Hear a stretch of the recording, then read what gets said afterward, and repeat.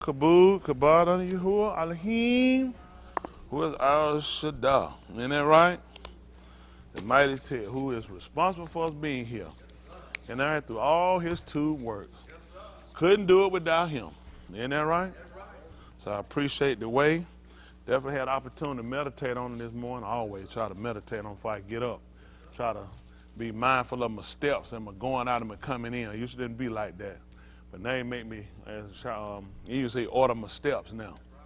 Isn't that right? You got to really be mindful about who order your steps. Isn't that right? That man said, walk and stop walking, talk and stop talking. Isn't that right? Live and die.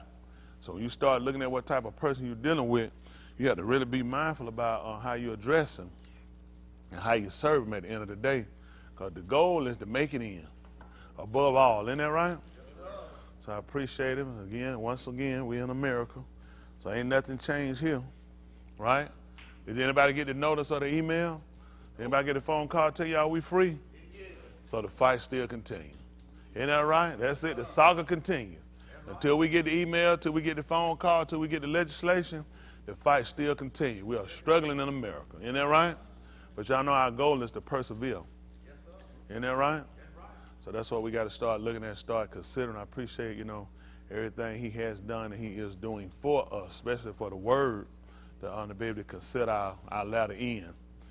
So I'm kind of one of the people, I'm kind of in a two-part struggle. Because I'm definitely, as like Shaul, I mean, it's not impossible what I'm saying. He talked about how he was in a strait betwixt two.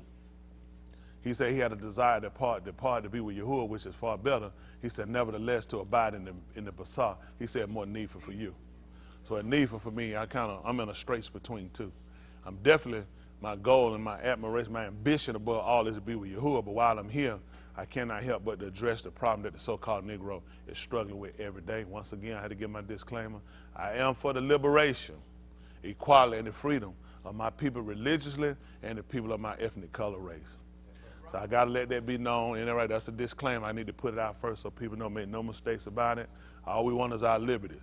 Isn't that right? We ain't asking for them. We demanding them. We taking them. Isn't that right? That's the only way we're going to get them. How long we were in y'all day they were asking, when they asking for freedom and asking for desegregation, when they asking for that when you were coming on, Ain't Smith? So we done asked long enough. Do y'all remember how long, what age y'all was? Y'all remember when y'all remember the march and asking white folks to change things and for better? Do y'all remember an age or a time frame when you remember it? About 18. That would have probably been in what, sir? About 60 something? 60? So in approximately 1960, he remembered them asking. You know it was before that now. They were asking then, so I'd be a fool to go ask. And the sad part is now, the people he was asking, the same people in power or their kids. That's the thing about it. The people during the time they were asking, a lot of them people still here. That's the sad part. They still here. Everybody, why y'all think they keep moving back the release of JFK files? Everybody ain't dead.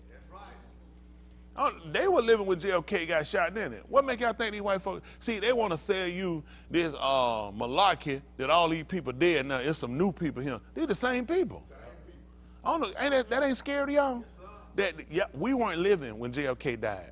There were people living, and they still living. There are people still in power. What? George Bush Sr. just died when? Yeah, not long. About 4 or 5 years ago. He was in the 90s. Yeah, it ain't been that long. No. Somebody looked at when George Bush died, Senior. No, Junior still living. You on deck, Junior. And right, the downstairs. Ain't no upper room. The downstairs. Ain't no upper room there. And we tell them folk that lie. You know you going downstairs to the basement, boy. And bring me some whisker sauce, boy. Isn't that right? That's all we looking for, man. We just want equality. I don't want y'all to be scared to say it. I was looking at some stuff. They got I was looking at the news this morning about this Caucasian, but Stephen Friend is his name. He in trouble now, though. Big trouble. He's a FBI agent, Caucasian, and he on deck, too. He going on every news station, everywhere. Y'all know why he doing that? Trying to save his life. Yeah, he went rogue on him. He wouldn't go along with what they wanted. They wanted him. They pulled him out. He was on child molestation. He worked in like sexual exploitation of kids and child molestation. They moved him out of that. They told him, yeah, we don't need to be worried about it. They need to move you away from that. Why y'all think they did that? You better get the wrong people. Oh yeah, he said he pulled him off of it. They told him, no, we done with that. We're gonna put you on the January 6th. So they moved him to the January 6th, and they got him going around searching out white people who were just there, not the people who were in there. Everybody that they pulled their face, they doing. He told him, he said, listen, that's against the law. He said, oh, those were peaceful protesters. They said, we don't care about, we want background check, we want you to go through everything on them. He said, well, listen, respectfully, he said, I was working on a case that's more important than that. I'm dealing with the child molestation, the exploitation of children. So that job there is done with. And he's looking at prosecution from them. That's how they work.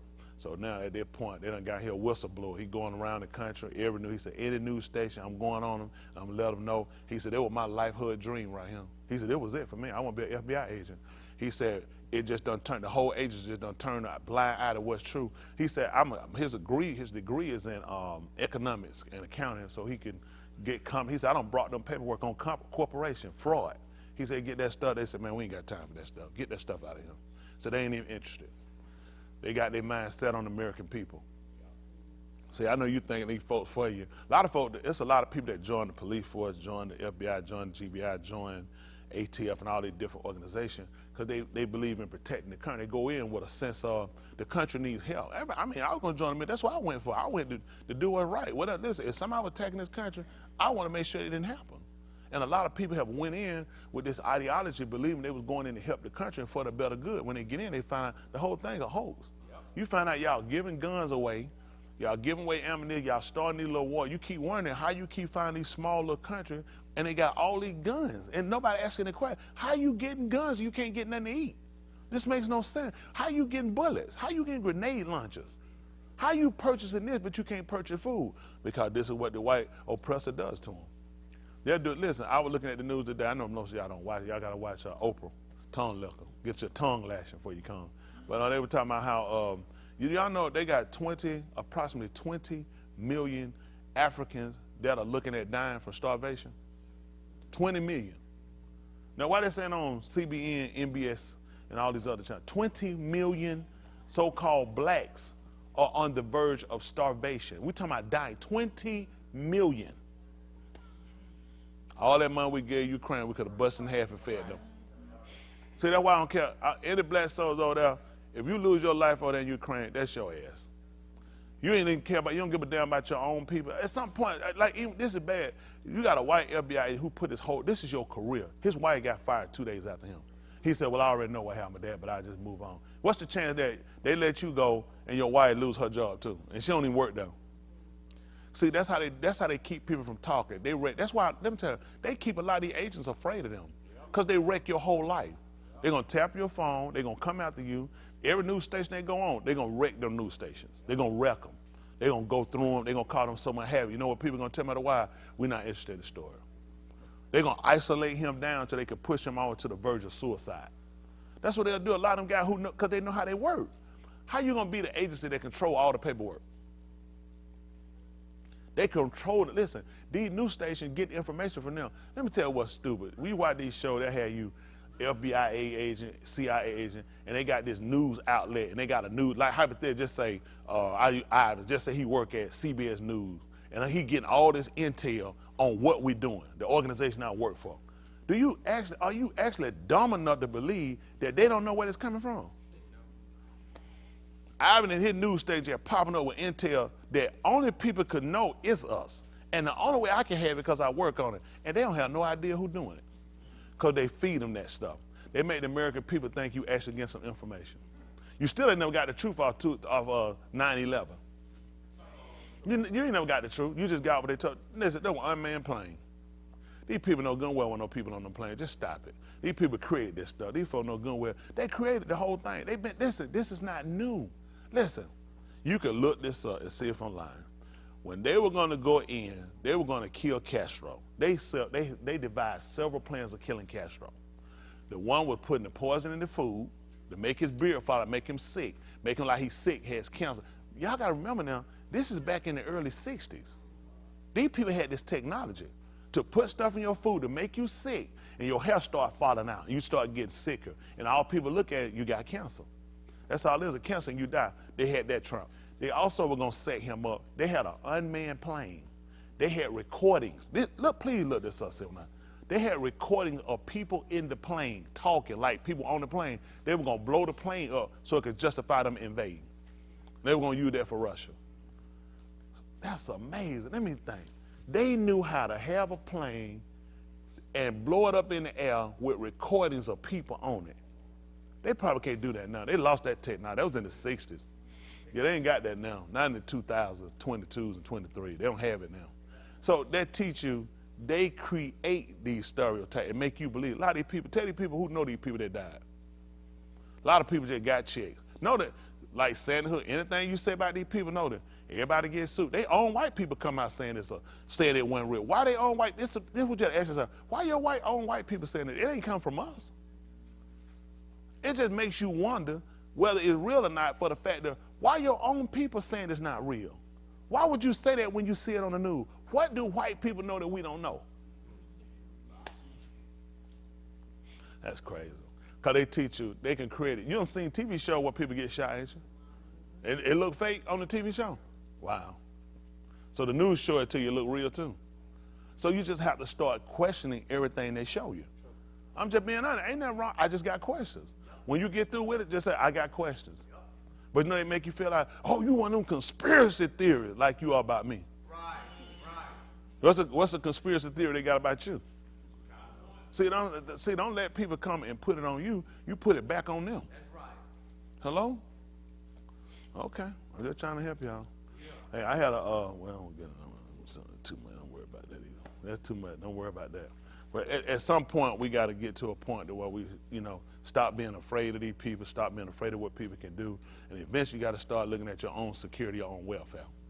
Now, do I think that white boy jumped up and risked his whole career of 8 years as an FBI agent and everything he was doing and what he had achieved with them because he worried about a couple of white people invasion of privacy? No, he had another agenda. That man saw they turn on their own people.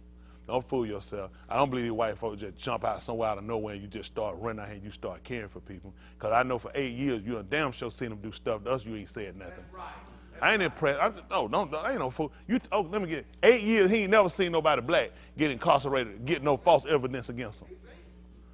It's just when he seen some white folks start looking, he looking at here, and some of them people, no doubt, out there probably family members. Yep.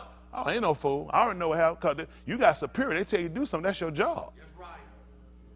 They do it to everybody. This is what you need to ask yourself. If they were doing surveillance and they were going through everybody who was there on January 6th, even people that hadn't entered the play, what you think they've been doing these nigger marches? Yep. That's right.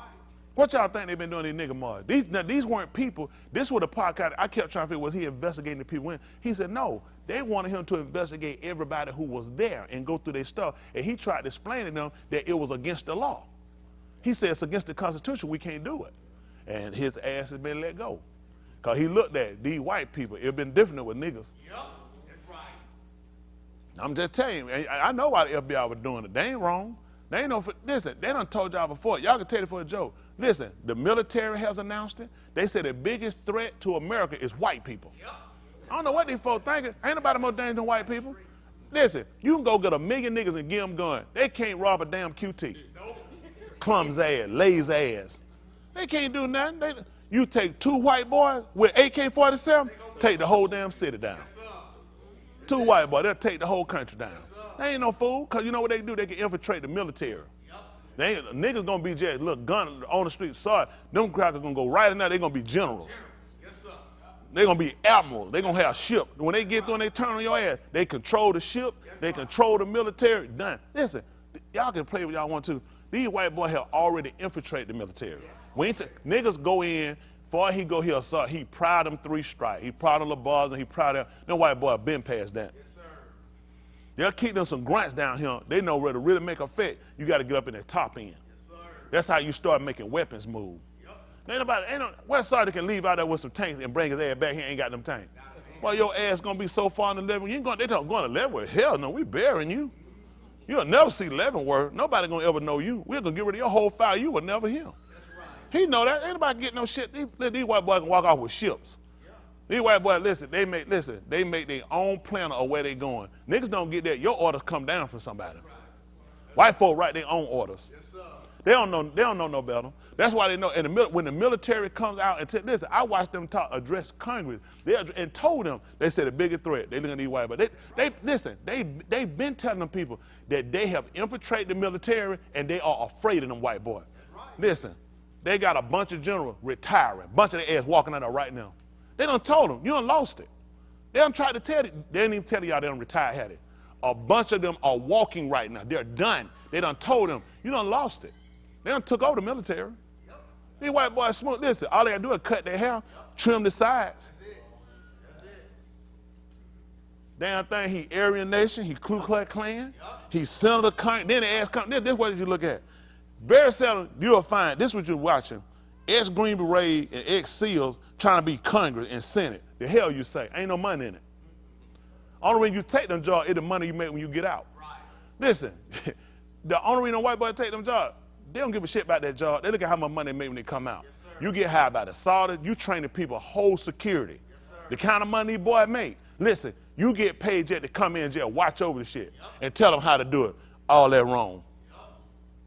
That's the reason they do it. You thinking they give a damn because they trying to do it? No. They looking at how much money they make. We the only people go take these piss-ass jobs. White boys take them jobs because they know when they get out what kind of money they making. And the only reason they going to go and get into Congress and the Senate because they finna set their whole thing up. They planting these people here for a reason. Congress write the check. You put enough of these boys in him, listen, they just wrote the military a big-ass check. Yes, sir. Yes, sir. Okay.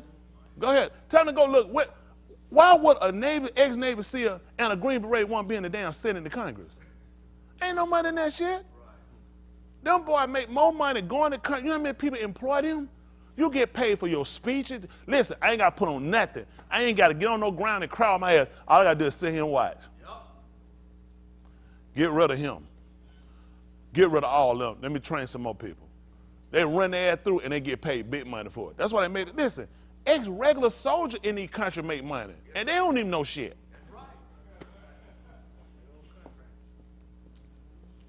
Why y'all think a lot of these guys stay overseas? Tell them, raise y'all hand if I'm lying. How many of y'all have been in the military? Leave y'all hand up if I'm lying. That's how these boys make their money. We don't know shit. We go in, work, bust our ass, try to get the little GI Bill, use up that shit. Them white boys go and come out. Them white boys getting paid. Them white boys get paid. They're advisors. I'm telling you, that's where your money at. Niggas don't know no better. Only reason white folks take the Senate, take them Congress jobs, they make their money when they get out. You pay bad bills, you sign off on bad legislation because somebody getting paid. That's what you use these lobbyists for. They come in and get the agenda to you and you sign off on this shit. Later on, everybody find out you just been effed. What they just gave up? $1.7 trillion. Yes, sir. Most of y'all don't know about it. How many of y'all don't know about it? Y'all scare me. Y'all scare me. All y'all scare me, you raise your hand. Y'all live here, you need to know what the hell these people doing. Yes, they just signed $1.7 trillion bill. They don't know what some of that money going to do to them. Some are going to Pakistan. Y'all know where they're going? Who don't know why they're going to Pakistan? Okay, good. Because they're going to pay for these transgender operations. Did y'all know we paying for that? In Pakistan. Most of that money that they just signed off on ain't even going to you. It's paying other countries to have these transsexual operations. Your money paying for it, and your ass starving, your ass ain't got no job, you can't find no good. $1.7 trillion, yes, not billion, trillion. Yep. That's how they rip you off. And they make you feel like, and guess what? Shit went straight through the Senate. Straight through. They tell you 51 people on board for some shit like that and more. Right. Oh, the Republican pissed. They told them, they said, you're going to pay for this one. They'll tell you just screwed everybody on this bill, and they're going to make it look like they're finna help the American people. All that money finna go through it. You know what they're doing? It is perfect. Look, let's see why we'll give Pakistan that money. Let me see. Over half your damn country been on the water. You're hurting. Very few countries have money to bail you out. I can help you. But these people got to have these surgeries. This is a Muslim country. No Muslim country going for no shit like that. No Muslim country going for no sex opera. Nobody doing it. They'll blow the shit up first. But see, you caught them at a time when you're weak. That's why I told y'all, if you ever had a chance, you better stand up. If they doing it then, what y'all think gonna happen to the so-called Negro nation? Once they get us down to starvation, don't worry about it. Your kids gonna have them. Your ass gonna be in line. Okay, everybody, how many of y'all all men? Raise your hand, all men. All men. I raise mine.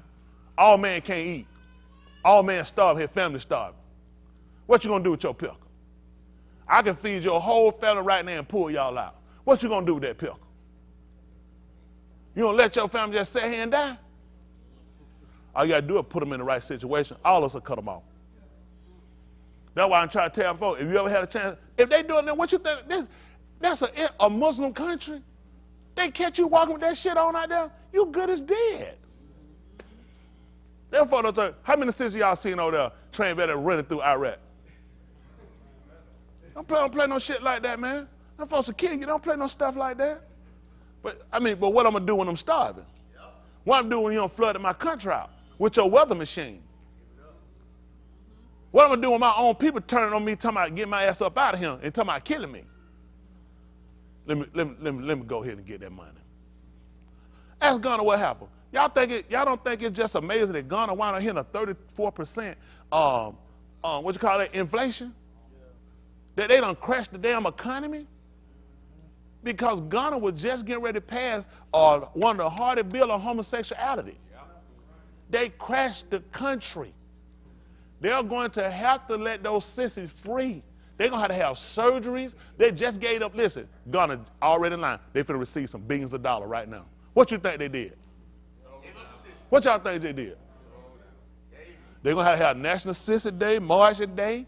They're going to have I Love Raymond and Will, and we make a sandwich out my ass. They talking about reparation for Ghana. For Africa. Oh yeah, they talking about, America they got through me with them. America talking about bailing Africa out. What y'all think? They got 20 million people finna starve and die. What you think Africa finna get? When America finna get them, where they going? They don't even like our ugly ass black face. What you think they finna do to them? What y'all think finna come with this reparation bill? And then it was bad. They ain't give it to you. Why you think they giving it to them? That's right. What money owed to them that don't go to us? That's right. Take all They finna clown their ass. The women already look like old monkey ass, all that shit. When I see African women, that stuff, I'm used to our women making a damn fool out of themselves. When I see African women, they have tarred and colored and purple and all that shit on, you just say. But you know who got them? I'm telling you how they got them though. They made the quote unquote white woman and the quote unquote black woman in America look more glamorous than a woman that'll work her ass off. She'll be a mother. You know what I'm saying? She'll a strong woman. She'll be dedicated to it. And it just be no insult to all of y'all, but American black women, y'all done lost it. Listen, the motherly instinct ain't worth a damn. Yo, taking care of home, your ass love that street. You're hard-headed as hell. You can't keep your damn mouth shut. That's over 90% of you. In here too. It's just, listen, they don't even know what they getting themselves. Now, you pushing the African woman, like, okay, that's what he want. I'm finna go put this shit in my hair now. Cut my hair out to sew somebody else's shit in my head. I ain't gonna shut up, I ain't gonna clean, I ain't gonna do shit. Now she just like you. And now they gonna crash their country. Same thing I did, man, that look like we ain't shit. What y'all think happened to us? Them women don't want no strong African man got there and work sweater. She wanna get a nigga ass over him. Somebody off TV. Got the baby, don't even have to take a bath. Hair already be combed, just take off. See, TV gave I'm telling you, I want to be white. Hell, I for all the way to probably age 9, I waiting to turn white.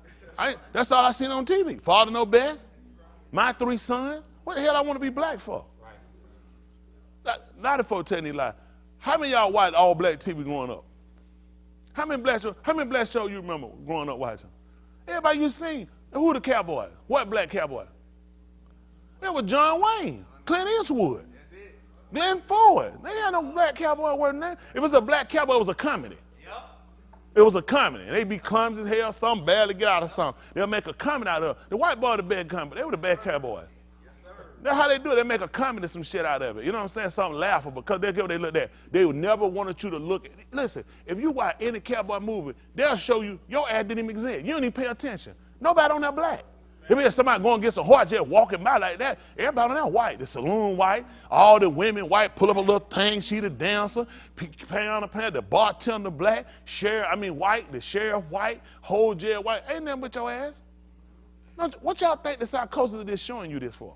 I know y'all get mad at me. I try my best to come in. I don't even want to talk about it. I don't even want, because I'm irritated. I am very irritated because they have made us hate one another with tough. Our women, listen, they first practiced it on our women. Our women are so bad off because they want to be like white women. White women didn't work. They had slaves. Why would they work? Come on, they could lay on their ass. They had to do nothing. The black woman worked. Yes, sir. That's what they did. That's what they did. They made it listen. So they made her look more glamorous. Do all day at home. When we did have them at home, before they got into the work, you had to work for. Don't act like they hadn't. But a lot of our women were at home. So they was at home. They were watching what? Let me see. All my children, days of my life, I love losing. All them black. As the world turns. Saga. And how many of them folk were black? Most of them were white. They have a couple of like little black folks on them. I remember they had a couple. I remember there was one black girl, and I think her Angie or something like they had her on one of them shows. They had one black guy in now, but all your best characters were white. Then you get to go to a commercial. Her ass go here and pick up one dish, wipe it one time, all the dishes clean.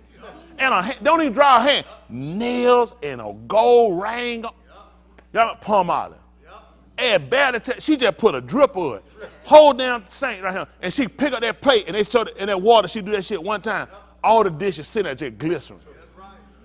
Your ass in here like this, scrubbing hell out of that no-name brand. She's like, I gotta be a white woman. Then she get the mop. Shit, her kid done walked in, the dog ran across. She said, she get the mop. Mr. Clink, his white ass come on, he get the bucket and bring that shit over there and put herself in the bucket. She do this shit one time, whole floor, and she walk off. You said, oh, what y'all think the psychosis was? Your ass scrub, you can't get that shit up. Your floor need to be stripped down. They need to be repainted and done over and stained. You say, I got to be a white woman. I see how that's how they got us. Every commercial they showed about white, you never saw them struggling. You never saw them doing it. Everything just came to them. Everything that the grocery came, they go in the store, put the bucket. By the time they come, shit already in the car. You ain't see her struggle, put them in there. At home, shit already in the cabinet. You saying, I need to be white. In your mind, you saying you didn't, but you did. That's why it's hard to get black women to follow and for them to take orders. I'm gonna help y'all guys out. It's hard to get them to take order, and they feel like she take on first. I ain't no maid. I ain't this. All this shit. I don't know why you ain't. Right. He talk about the virtuous woman and how she look well to the ways of her house. Then see, we add their ass something. Then they don't tell the white man that though. Right. Then they go to these jobs, they push their ass around and they don't say nothing. They don't tell they ain't no maid. Nope. They pull that shit on us. That's right. See, TV made you fight us. Yep. Now, when the woman take care of the kid, they dump on us now. If 50% of you're like, all this shit he don't know. Right. I don't want dumping us on my dad. He like, hell, you take care of the kid. I got to take care of business. Yeah, what? I mean, it's just a lot of them. They don't have that. They ain't got the patience, the time for no kid. Kids say, oh, I'm about to go crazy. Like, damn, kid, I was just breathing. Why you daddy? Why you gotta breathe? They know. A lot of them, they know it. It is. We done now. It's done. Because I'm tell you what happened. They made the white woman look more glamorous. She only got 1.2 kids on a dog. The point when she put it in her pocket. But you know what I'm saying, man, she got she do that shit for taxes. How you find the hell out of 1.2 kids? So they got 1.2 kids and a dog. So I don't know how you get these numbers. Where's the point? I just want to see that 0.2 kid. That's the only one. Down the other one. Show me 0.2 kid. So anyway, she got 0.2 kid. So she walk around and her life just so easy. That's how they make it look. Because you got to remember something. And again, I want to be clear. This is not to slander every white woman or the white race. But y'all got to remember something. She has been for years where she lacked responsibility. When it come down her rearing her kid, and that was because of product of slavery. It was easier for her to pass her kid off on the so-called Negro slave woman. So she's always been one that, you know, hadn't had innate, where it's like in us. You know, if our women like to have that much, like picking up their kids and going was just a natural. It was a natural, because they were used to kids. In tribal, when you took her from the tribe, it wasn't, if we all sit here, like all women sit here and one of the kid run, it ain't the mother. I'm about to say, shit, ain't mine. They're a part of this tribe. You're a part, do your part and get them. Let's get them back. So that was an instinct we had. So when we looked at they needed help, You came and you helped, and the whole time she used you. And it burnt you out, then we got your ass, then you ain't no good. When you got your own kid, you so burnt out here, you ain't have time for them. So now we had to come back and look at what's our problem, why we have such a disconnect, why we lost that motherly attraction or attachment. And the same thing with the man. Don't think I'm putting y'all here. And the same thing with the man. If women go to work just to get away from the kids. That's what they teach you. Go to work to get away from the kids. Responsibility. That's what the white woman did. She got out of the house. She wanted a maid. That's what she did. She got a house. She got a maid. And she wanted a house. She got a house. So she got a house. She got a maid. She got a house. Then what our women do? Now you get a woman now. It ain't nothing for a woman to tell she don't want no kids off the rip. That's right. Yep. I tell you now, I don't want no kid off the damn rip. They're like, yeah, straight none. That was stuff really typically a white woman would typically say.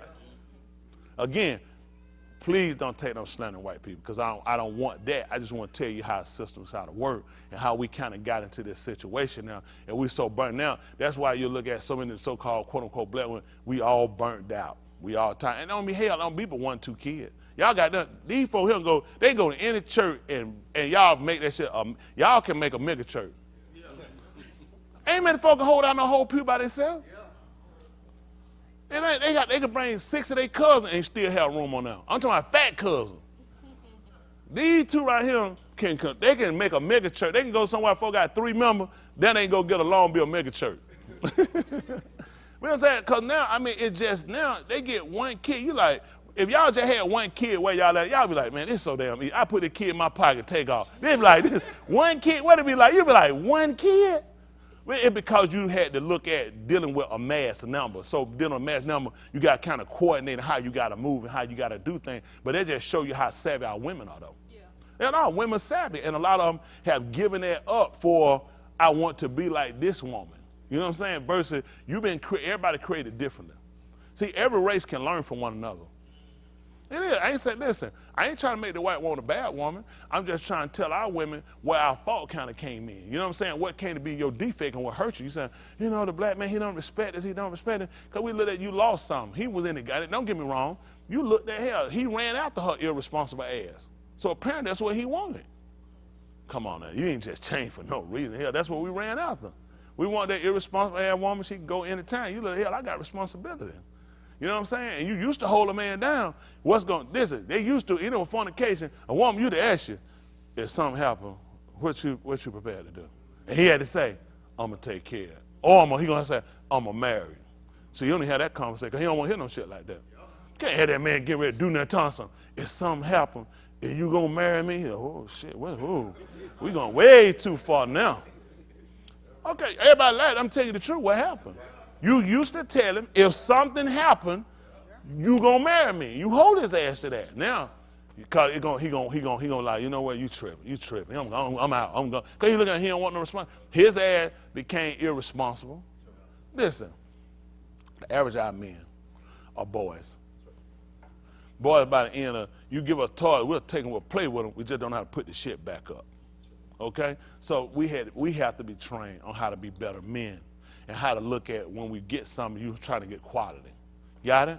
And see what we'll do sometimes, people go and they'll get some shit that's cheap. They say, I get this right here, good, it's cheap. You say cheap. In the long run, they're going to tear up on you. There's some people buy stuff. You say, I wouldn't spend all that for, you say, I would because I want quality. I'm looking for long term. That's what you do when you get a wife. You're looking long term, so you're looking for quality. You're looking for somebody going to be around, somebody you can look for to perform, somebody who ain't looking. When they see something, it don't move them to where now they start bringing you demands on you because they done seen somebody else with it. You know what I'm saying? Learn to appreciate what you have. Work together as a team. That's how you do when you're in a village. You work together as a team. Everybody bring their, put in the pot, and then let's take care of what we got to take care of. Once we take care of what we got to take care of, then we can sit down and see what we got for leisure. Then we got that. We don't do that now. She got her, he got his, and everybody just be quiet.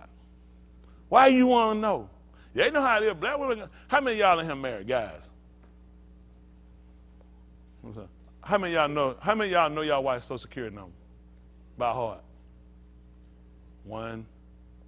You know your wife's Social Security number? You know your wife's Social Security number? Who in here, you know your wife's Social Security number? You know your wife's Social Security number? Yeah, you used to. Well, you around. My wife, she'll get her a chain every other week. Nah, I mean, I don't ask her. But I can tell you what, I guarantee she can. You if you think you can call hers out? I don't want to hear it. You think you can call hers out right now? No, I think I might get the last four right. I can't remember the first. You know his Social Security number? I'm just kidding. Do you know his Social Security number? She said that. That's rare. How many wives in here know their husband's Social Security number? Look at that. Before I started raising, they said, let me tell you, that's why my wife put that stuff. She told me, son, I got these kids too. I got to be able to track you. I'm like, you don't need my Social Security number. I don't know about y'all, but that's personal. I don't feel comfortable. I ain't trying to get no loan with you. Y'all saw them hands come up. God be like, that's how it be. And you got to count. They put their name on it. Now, they'll have some secret account. Now, y'all ain't got to. Y'all can just count a wink or something. How many of y'all women here got separate account your husband's name ain't on it? See that? That's just in case, right, if something go wrong. Them guys can't have that, though.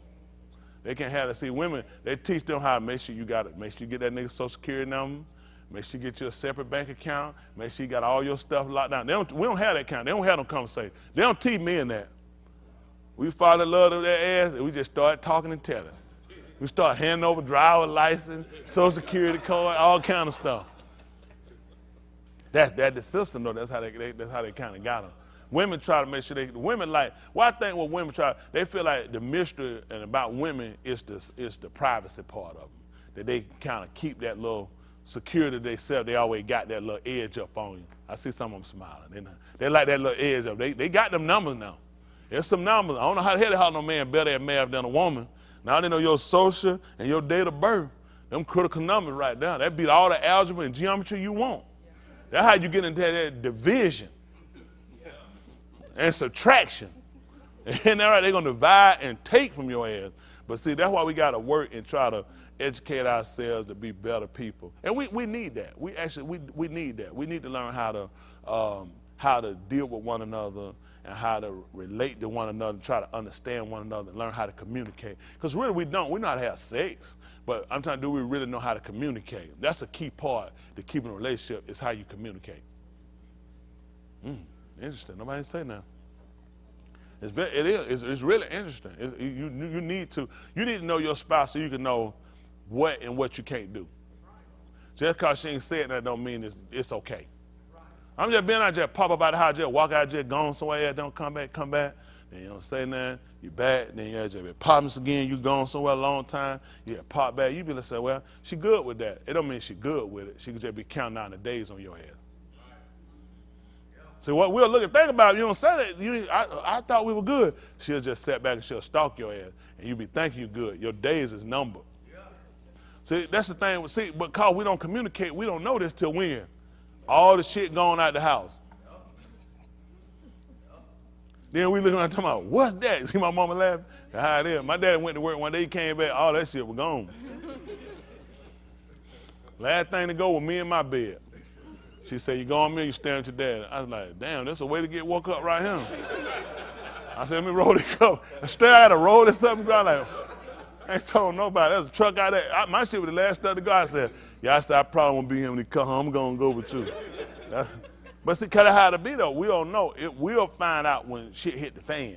That's why it's important for us to. It's funny, but at the same time, we can see where the detriment come in because there should be some line of communication. And in some cases, relationships just don't work out. Personalities, other things that might happen. It cannot work out, but we need to have a better way of how we separate than how we typically do it. Whenever we all separate, it's always so violently. You know, it don't have to be hand. It's the verbal. It's how we just at each other. We claw at each other. And sometimes you don't have a choice, or some people just they're just not reasonable. But a lot of times, folks, we need to be taught that the contingency plan, if something don't work out, how we need to be able to walk away from this and both of us still keep our integrity. Now I leave and I got to tell you about, man, that skank hoe, and you want to hoe, but once they get out, what done happen? They want that punk ass nigga. Then I went out, I was a sissy, and they gon' cause I gotta hit back. I gotta hit back. I can't be no punk ass nigga now. You can't be no slut. And no B. And you not gonna be no slut, no B, and I'm just gonna be no punk. See what I'm saying? And now it just gets so bad, then you got people in the middle, it just becomes so damaging. So, and a lot of this we haven't been taught. We ain't been taught really how to stay together, work together, versus just stay together for the kid. I said stay together because that's where you want to be. That you stay because that's where you want to be. I ain't got to stay with nobody for no kids. I can take care of my kids. I ain't got to stay with you if they ain't going to work. I ain't going to do that for no kids. That's crazy. That's because they taught us that. You know, stay together for the kids, stay together for the kids, stay together for the kids, but you're miserable. You know, anything, let's fix what we're doing so for it's better for everybody. So how many of y'all done heard that before? Stay together for the kids. Stay together. See, they don't give us some of that bad information. Why don't give them that? Learn how to communicate to work it out. Get a neutral, a mutual person that can come in and can kind of help administrate and see where's the breakdown. Because sometimes it could be you just don't hear. When you're angry, you saying something, a lot of times you don't listen. You waiting for more rebuttal than you are to try to say, I can agree. Most people not listen to see if they can agree. You listen so go ahead and get through. So I can tell your ass about you. And we ain't finna get nowhere. Now when they get through, I'm waiting. May I speak? Tell your ass about you. And we ain't getting nowhere with this. That's the part. It was, like I said, churches, mosques, synagogues, they don't care what they call it. Nobody's exempt, okay? They hurt us because a lot of things we just didn't know, and we don't know. And we just keep going through it, and we keep repeating the same cycle.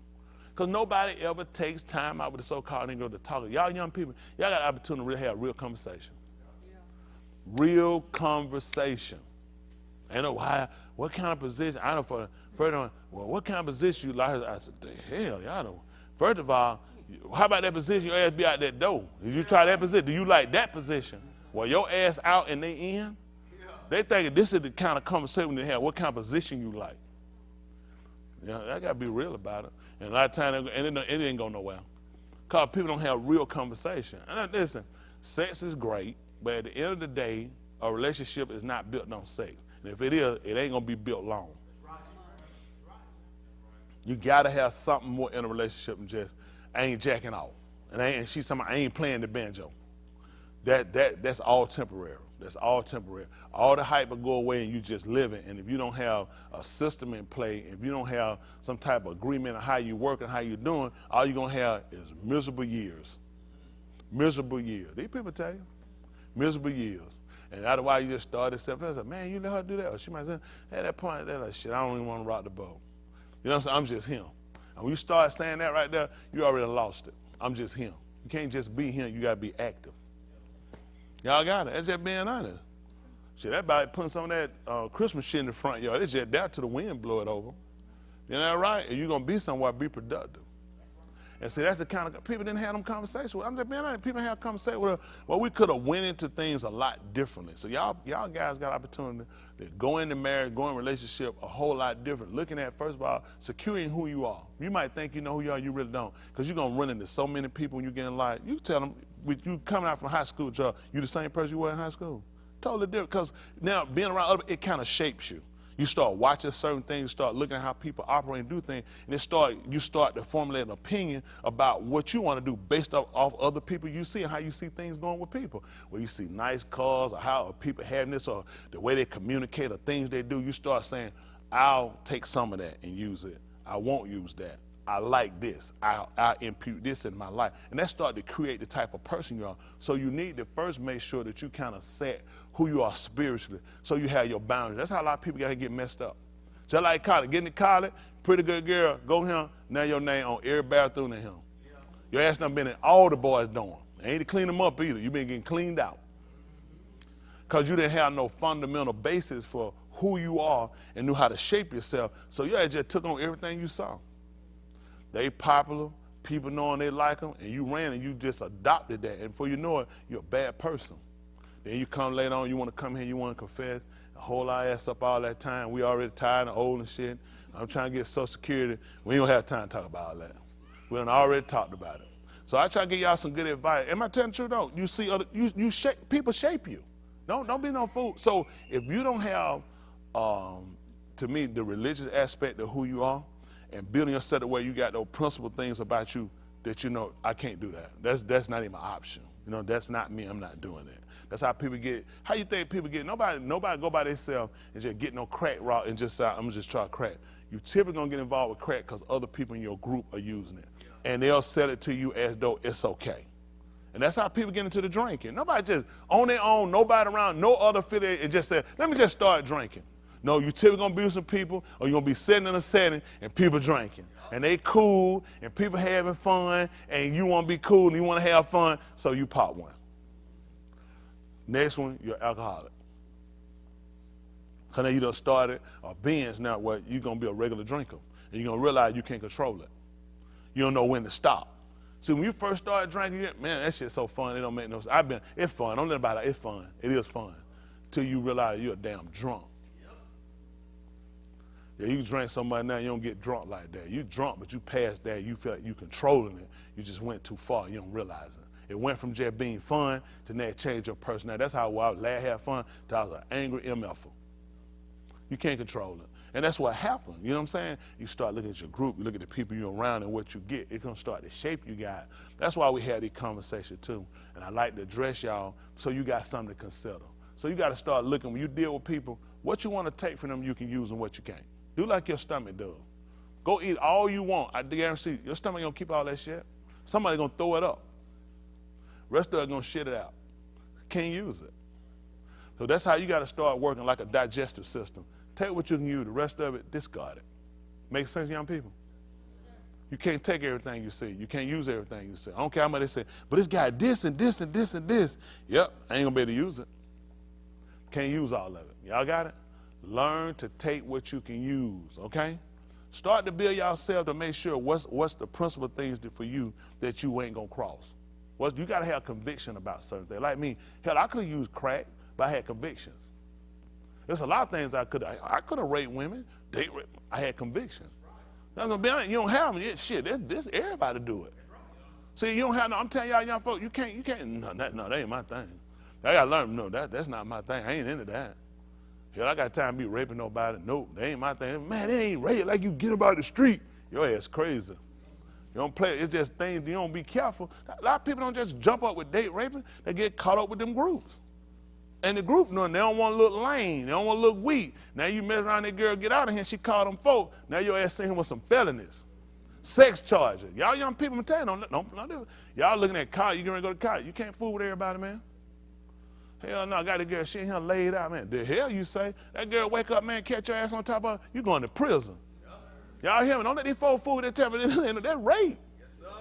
You can't afford to get caught up. If women will set you up for rape.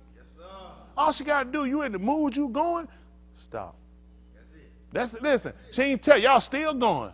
When she called that police and talked to them folk to get your ass down and break you down, you said, did she tell you stop? Yeah, but we kept going. That's all we need right there. That's rape, son. Yep. You can't, when it's that critical, you can't afford to be messing around out here. Y'all young men, listen to me. A lot of young men have lost their future from dumb decisions because nobody trained them.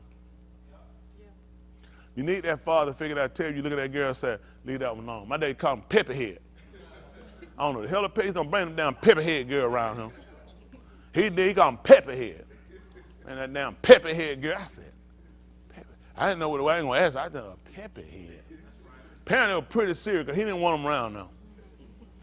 Yeah, right. He looked at, he right, they'll get your ass in trouble, man. I told that girl, call them folks, say because I broke up with her, I messed with her. Shh, call them folks, tell them folks I raped them. Try to, man, that thing messed my life up for that little time. Shit, man, you trying to get, never have, man, never had no reason to rape no woman. Look at, you see that face?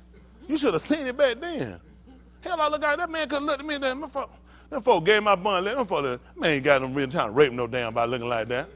Ain't no better than that, that ain't make no sense. But you just think, man, mess your whole life, but you got to try to go back, try to get your credibility back, people look at you, somebody call, then out, they're going to be, why would she say it though? Why would she say you tried to rape her? So y'all see it. Look, Mike Tyson on one. Guys get messed up all the time out here. Y'all young guys, y'all need to hear that talk. Y'all hear me? Don't be damn messing around. Leave it one. You see girl, psycho, crazy ass, all that stuff. Leave it alone. I can change it. Your ass be sitting right down there, locked down. Don't play around. I'm telling you, y'all, am I making this up? No, man, women, listen, they bent on there trap your ass. You be done. I had a friend, we was selling dope back then. One time that girl, he was cheating on her. She went out and took some dope out there and called the police on his ass. Came right down there to see him. She told him at least she know where he at.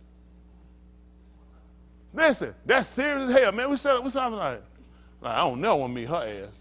Like, you better than me, I damn sure would have. I don't care talk on camera. you'll see her no more like the Egyptian. That shit crazy. Listen, they ain't the only one. Listen, I had one. Listen, this girl wrecked his damn life. Wrecked his life. Look, man, she took down a whole damn empire. Y'all hear me? I ain't making this up. That damn girl set motorcycle on fire, set somebody else up, devious. I used to date her first. Worked out, that didn't work out. Worked out real smooth. His ass got her. Real devious. Man, set that shit up, went dated the police. Why she was dating him? Fed the police the intel. Took the whole damn organization down. I'm talking about some serious ass money. We ain't talking about nothing but probably about over $5 million a week. She took the whole damn thing down. That's how possessive she was. She wanted to keep him. This ain't no lie. I ain't talking about no New Jack City either.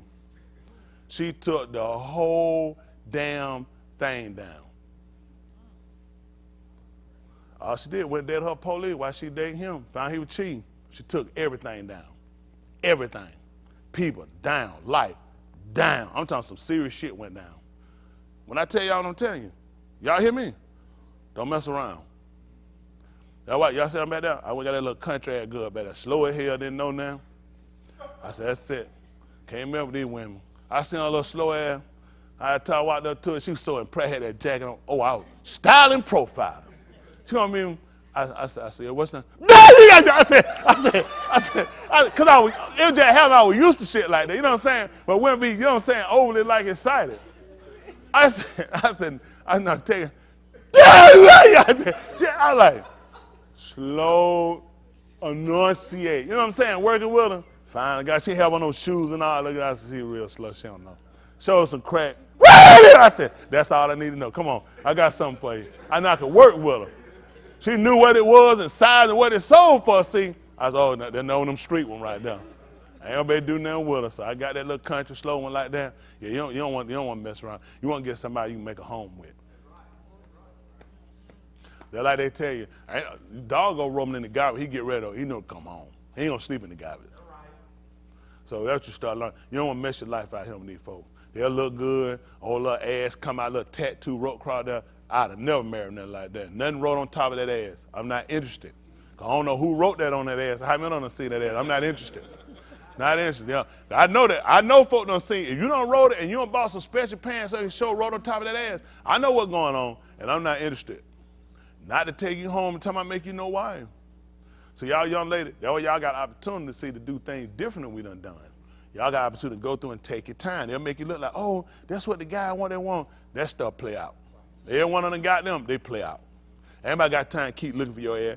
A man get there, he feel like he got to keep looking for you. Now, that's a man hunt you down now, they'll kill you. Don't let these folks fool you now. That's a man to hunt you down and kill you now. They won't hear know it. I'm telling you, listen, hunt your ass down and kill you.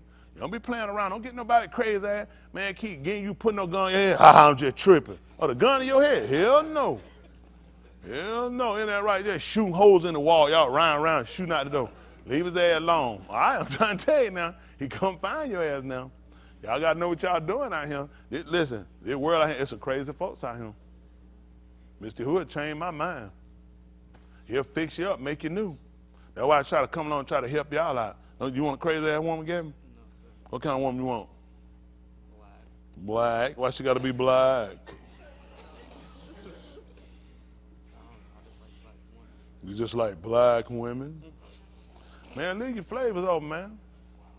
Like, Billy, listen, there's a whole tribe of flavor. One tribe, choose a flavor. I mean, I ain't just so. I mean, me, I got a white woman. That's what I got what I wanted. You know, so I wasn't into black women. I'll be straight, but I wasn't into black. I got a white woman. So everybody, you know, you want what you want to get. Antoine, you know what you're looking at? What you like? What you want? I mean, every color besides white. Every color besides white. Oh, how many colors is it out here? Every one. Now you can't get all of them now. I'm just saying, all the options. Well, I mean, that's all you need. I'm tell you what happened though, really. And I mean, everybody different. I always taught my kids. I never told them what color they get. I always left it. You got it. You get what you like at the end of the day, because you the one got to live with it. Really, when it comes on white, Oriental, whatever it is people call it, whatever they do. At the end of the day, you got to get what you like and what you can live with. You got some people like to cross the lines just so they can say cross the line. And you got some people, that's what you enjoy. Because then you look at who you can conversate with, who you can relate with, what you like. It's a lot of things. You'd be surprised. Sometimes you can limit yourself, and I ain't saying that to turn or deter anybody either way. I'm just telling you, when you come down to people, you'll be surprised what you'll have in common, or who you'll have things in common with, or who you look at. Like I would never picked her just where I was back at the time. That's just, I went into squares like that. I went into them. You know what I'm saying? Call like Tupac, I get around. That's right. So I was not in the squares. I just went. That wasn't my thing because where I was. So the word, conviction came in the chamber. Realized they ain't what you want. You can't live like that. They ain't what you want. You know what I'm saying? Everybody different. So you want to just make sure you get somebody. I listen to it, conversate. I listen to it. And, you so wonderful. You help me carry me. I said, she damn smart too, ain't she? She's very intelligent. High IQ level. So all that help. Get somebody with a high IQ level. I could spell and shit. I asked her a little something, she spelled something. Cat! C-A-T. I said, okay. Got a little education and all in there, ain't that right? That was important. I want to make sure, what I'm saying? When we're educated. Ain't that right? So, what I'm saying? It's somewhere I gave, I had to use it in a sentence so she know where it was. So I didn't want to push it too far. But make sure y'all get what you like. Take your time. You know what I'm saying? And you want to make sure you get somebody. And the main thing y'all want to look at, you want to know where a person at for it spiritually. Have a real conversation. You want to know about people. You want to know where you at. That stuff, we don't typically act up people. That's kind of pride. Don't talk about that. And they'll do, then you find out shit later. Like women, they'll never boo-boo around you. They ain't going to do it. They'll make you think they don't boo-boo. They go more than we do. They just don't tell them. They'll send your ass on the errand. Can you go to the store right quick? You go to the store. They done shit it up something, man. They ain't going to tell you. They die to do it. Ain't that right? And come back in there, you be like, it's a bird flew in here and died, Hey, you chasing all in the attic for a dead bird and stuff like that. But they'll do that. I'm telling you, they private like that. They like to hide stuff like that. And they'll go out and eat and shit. They'll eat. Then what they do, they train. It's some course they take where they order something, and they get a couple of forks and take their time. They just eat it. Then they put their fork down. You like, She ain't, what I'm saying, ain't gonna call me too much. I ain't got to buy a bunch of groceries. As soon as you get there, she gonna cut that hog on. She get the plate, and start dumping her throat. And then they'll be ate all the little garnishing around the plate. Them decorations, you're like, oh, hell, you're like, I'm like, when we were dating, I ain't never see that person. I ain't never see the person dump the plate like this. Yeah. They'll eat and put it down and put the napkin over like they done. You're like, oh, y'all can do this. And I don't eat that much, couple of fork full like that. You're like, shit, you spend like $5 in groceries. No, sir, that's all just to get you in, to reel you in, son. So y'all pay attention to that stuff. You see that set. So as soon as you go down there and take them like 3, 4 fork full and put that napkin down, so I've seen it before. What they do, they ass eat as soon as you drop them off. When you call, they be on that phone, they ain't hitting Grubhub. All right? You see about 4 of them Grubhub cars sitting behind, pulling up behind you, don't know where the hell you think a family reunion coming. She hungry as hell, but she got to play you out to get you. All right, they got to tell you. How many y'all done took women out a date before these guys and they eat that little finicky stuff, they done pull that stuff? Y'all see that? Y'all see that? They pull that finicky stuff. They eat more than that. They just don't want you to know about it. They don't want to mess up your vision of how they are. So all that kind of stuff you had to watch. You had to be real careful with them now. They'll play like they don't want nothing. They just, they the shit they get you right here. You understand? Hey, man, you want to buy you something? Like, you don't want that? What you want? Just you. You're like, damn, she don't want nothing. As soon as you get her ass, she don't never stop wanting. Listen, want, want to go somewhere, want to do something, want to buy something, want some money. They get you. That's how these women here know. They get you. It's a class they take. I'm gonna try to get that book. That one man we're gonna sell one too. It's gonna be called Women Want All Kind of Shit. We're going to do the part 2 volume, Woman Management, showing these guys. These guys got to be educated. They got to know how to do this. They'll do that to you. They'll duke you in. You got to just watch them. But that part, I guess, what make her like them because they're so secretive like that. And hide shit, keep giving them money to go somewhere. They'll occupy your time. You know what you forget ever? Your change. Don't ever forget. My dad tell my mom, run me my duckies. Oh, she'd get so pissed off. I had to watch. I try to figure out. Maybe some he catch her ass every time. She done went down, he holler. He be like, he said, you got my, run me my ducats. She, and then they make a big fuss about it. One let me keep it because they done made all that fuss. Be like, that shit don't impress me, put it back in my pocket. You can't let them get you. I'm telling you, they'll steal it. That's all they can. We'll get the book, let the book come out and tell y'all about it. And they're going to be on there, no women allowed to read it. Because us men need to know this stuff, don't we? Do y'all understand? Listen, they always thinking, when you sleep, they thinking. And they'll put in their sleep.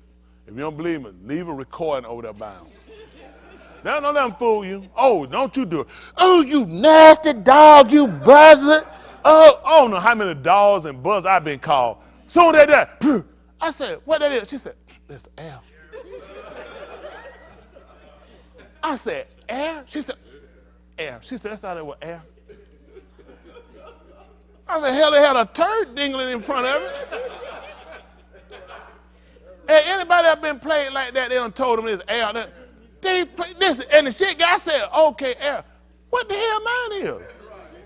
Mine air too, but that's all that con stuff. You had to watch, and please don't put on the first date guy. What you do, jump out the car, do something.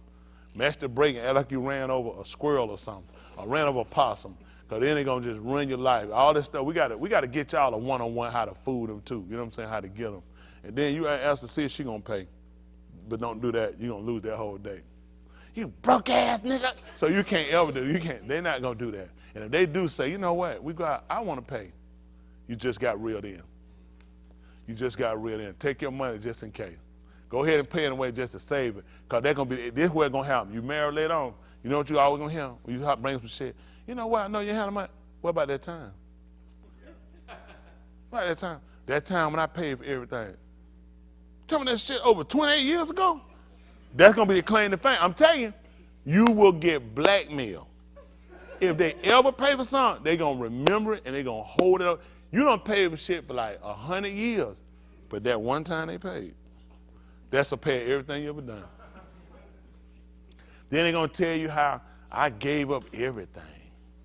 I gave what I could have been. Be like, shit, it ain't too late. You can still go be it.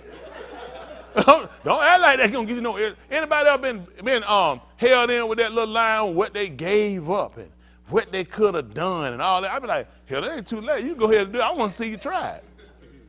See, don't let them read. All this is called guilt trip one-on-one for a man. And I got to train y'all this. Your ass don't be walking around here all overly, hyperly sensitive, sitting down crying, doing service. It ain't about Yahushua. It because she done broke you down. Okay. I'm telling you what, Brittany got caught then. Now I got her. I stuck that nerve in it. Oh, they like that shit. Listen, they don't fit. You got it. They want you to cry. So what I'm going to have to do in the book, all the women, I need y'all to do like this. All right. Y'all can't hear me, can you? Okay, listen. What you got to do, we're going to cut an onion, and you're going to put it in a plate, they're going to keep it. When they want that cry shit, just get it right here, and get that tissue. You know I'm serious about you, girl. Like, oh, that shit break them down. All right, y'all can just keep it between them. I'm trying to help y'all. Listen, cause I'm telling you, they love that sensitive stuff. That's how we do it, but don't tell them about it. We'll work it. Y'all got it. We don't get it. We don't get it. Ziploc bag, the freezer one, so that it lasts long, so you can pop it out and put it back in. The one with it change color when you lock it down, and put a little lumen foil. You get ready. You know what I'm saying? Pot it. You know I love you, girl. Let me try.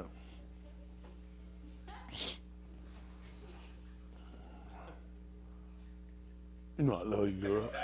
Trying to tell you now. They break it. Look, she about to break down back there again. Look at that. That's how you got to get it. That's how you got to do it.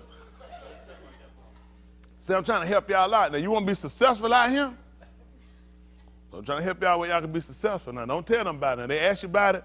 Listen, wild horses, they can beat on your body, but not on your soul. They can drag you where they go, but you ain't going to tell it. That's our little secret. Y'all know how to get it? They like that sensitive stuff. We got to try to get y'all how to know how to do that. All right, we're going to try to move on now.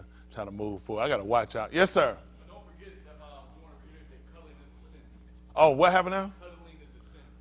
Hold on for a minute. I need to clear this up. Do you know I had somebody come and get on me last night too, Aku?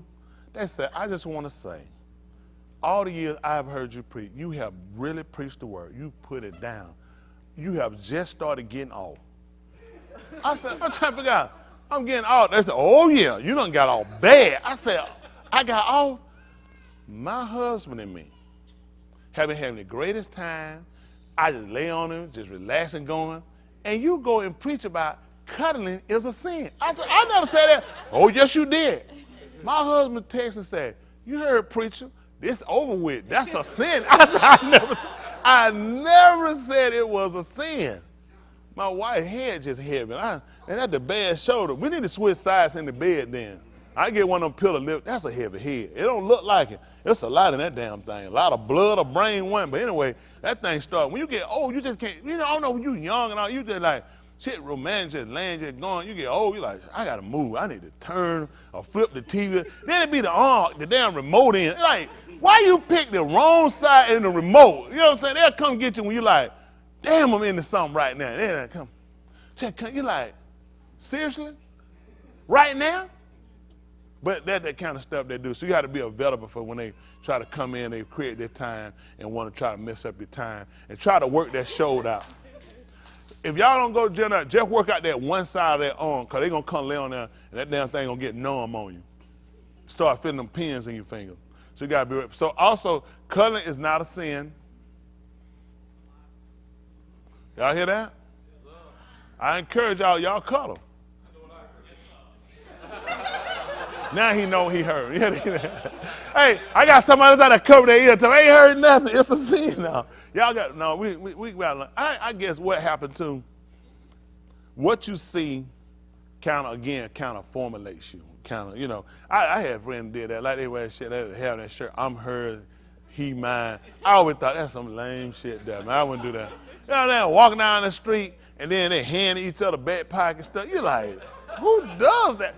I always thought that was just so. And people did, but for me, can y'all remember? They'd have shirts. They'd be like, I'm her, and they'd have an arrow, so they had to walk with an arrow point at them. It's like, man, that's a lot of effort. I got to stand on that one side so the shit ain't pointing at no man.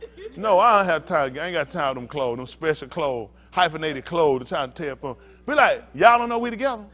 I got to write this shit on my clothes so folk know me and you together. Then put your hand in the back pocket. But for some people, that works for people. You know what I'm saying? It works like this. Be romantical like that and the whole hand and write all on their clothes and shit. And well, it worked for them. Me, I'm like, look, we didn't come in no package. You know what I'm saying?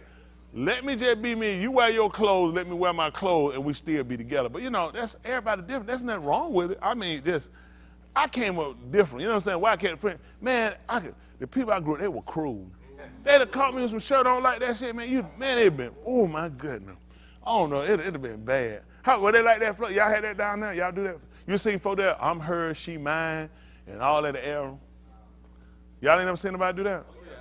Had that stuff. What was y'all opinion on that? Huh? Yeah. That's what I'm saying. For us, see, for some men, cause they ain't let us do that. But what God did, it worked for them. Like they hold hands, just swinging. My wife be like, hold your hand. Like, what you up to? Why hold? I need my hand loose, something happen. Then her ass ain't gonna be on the same rock. I'm going anywhere. She trying to go back. I said, let's just let it go. It ain't gonna work out. Listen, hold her hand, you trying to move your hand, her ass want to lock it down. I'm trying to go, she trying to go down. So listen, you just take your hand and put in your pocket, I'm going to put mine in mine or something. Because you throw him a groove or you throw him a walk off, you know what I'm saying? That's why I start cramping my style. So if your wife can walk and she can rock with you, and y'all like Michael Jackson, I want to rock with you. If she can rock with you, y'all let it roll. How many of y'all do the hand holding when y'all walk in couples? See, ain't nothing wrong with that.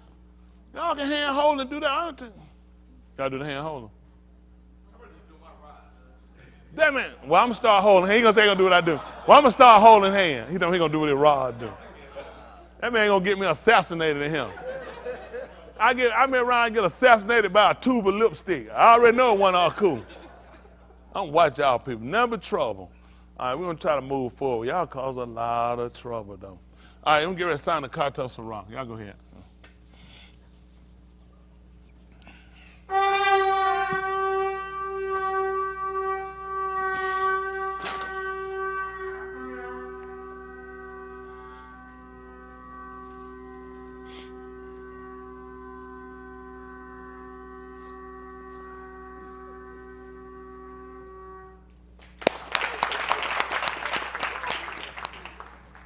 That boy, that's something else. All right, appreciate Mr. Yahuwah. Talk to y'all him for a minute. Tell y'all one of them ain't gonna hurt you too bad. Try not to be before y'all too long. One of them shouldn't hurt you.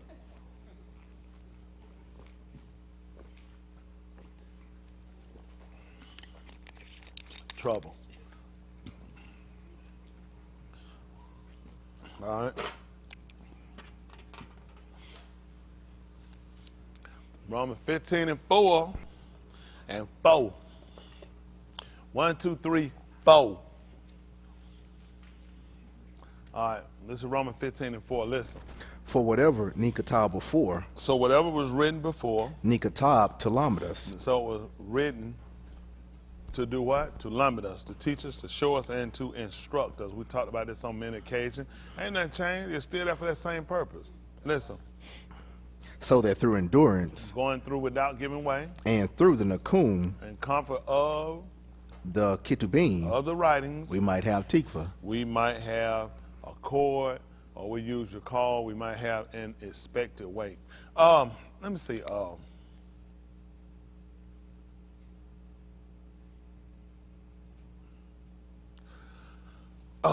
Let me see.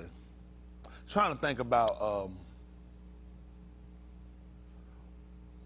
what it is he's trying to project, or he tried to project to them, and then translate it to where we understood it for us.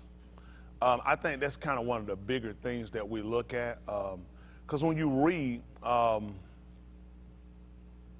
there are things that are descriptive toward what he wanted, even into the building of the Mashkan, that they're called the temple, the tabernacle. Everything was so descriptive, and that was to keep them from error. Y'all got it? Keep them from going wrong, keep it from being a default. Because a lot of times, like when you purchase a home, they say congratulations on your new home, but your new home comes with some technicalities that there can be a default and you can lose it, or other things you might get. There'd be some prizes you can win or positions, but they'll come with some defaults that if you do certain things, it's automatically terminated, you automatically lose it. Y'all got it? The relationship we had with Yahushua, it started out with the first Mashkan, which was us, okay? The first Mashkan, when I said start out, was when he made Adam. We might not use a lot of scripture writing, but I want to make sure we kind of got to understand it. It came out with how to keep the temple, not the gun as much as it was with them. Y'all got it? The gun, which is the Abri word, they have garden, paradise for us. It came and it was descriptive on how things should be done now, but it also came down with them. That was description. Now in the gun, he was set to keep it and to till it, which he did. And there came down with things that became a violation. In the creation of them, you would look at, there were rules and specs that were laid down. The specs were in designing Ish, man, and Anashim, which would be mankind later, was that he had to be formulated in his image. That he needed to follow, and he needed to give a presentation to the likeness of him. Y'all got it? And this would allow him to have the ability to rule and to do. Simply because you favor it. Think about this. Likeness. Can we look up what likeness is? I'm curious.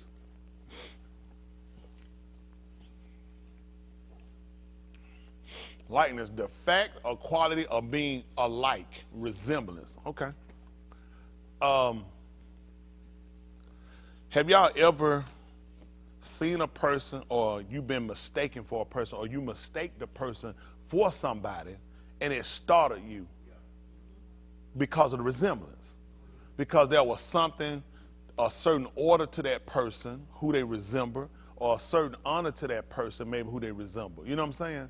Or certain things, like somebody goes, whoo, I thought you were the police. You'd be like, what make, because if it was the police, then it's a certain order. I'm just using an example. Or if that person, if you were that person, then there was a certain tribute or honor that goes to you, or a certain amount of respect. Y'all got it?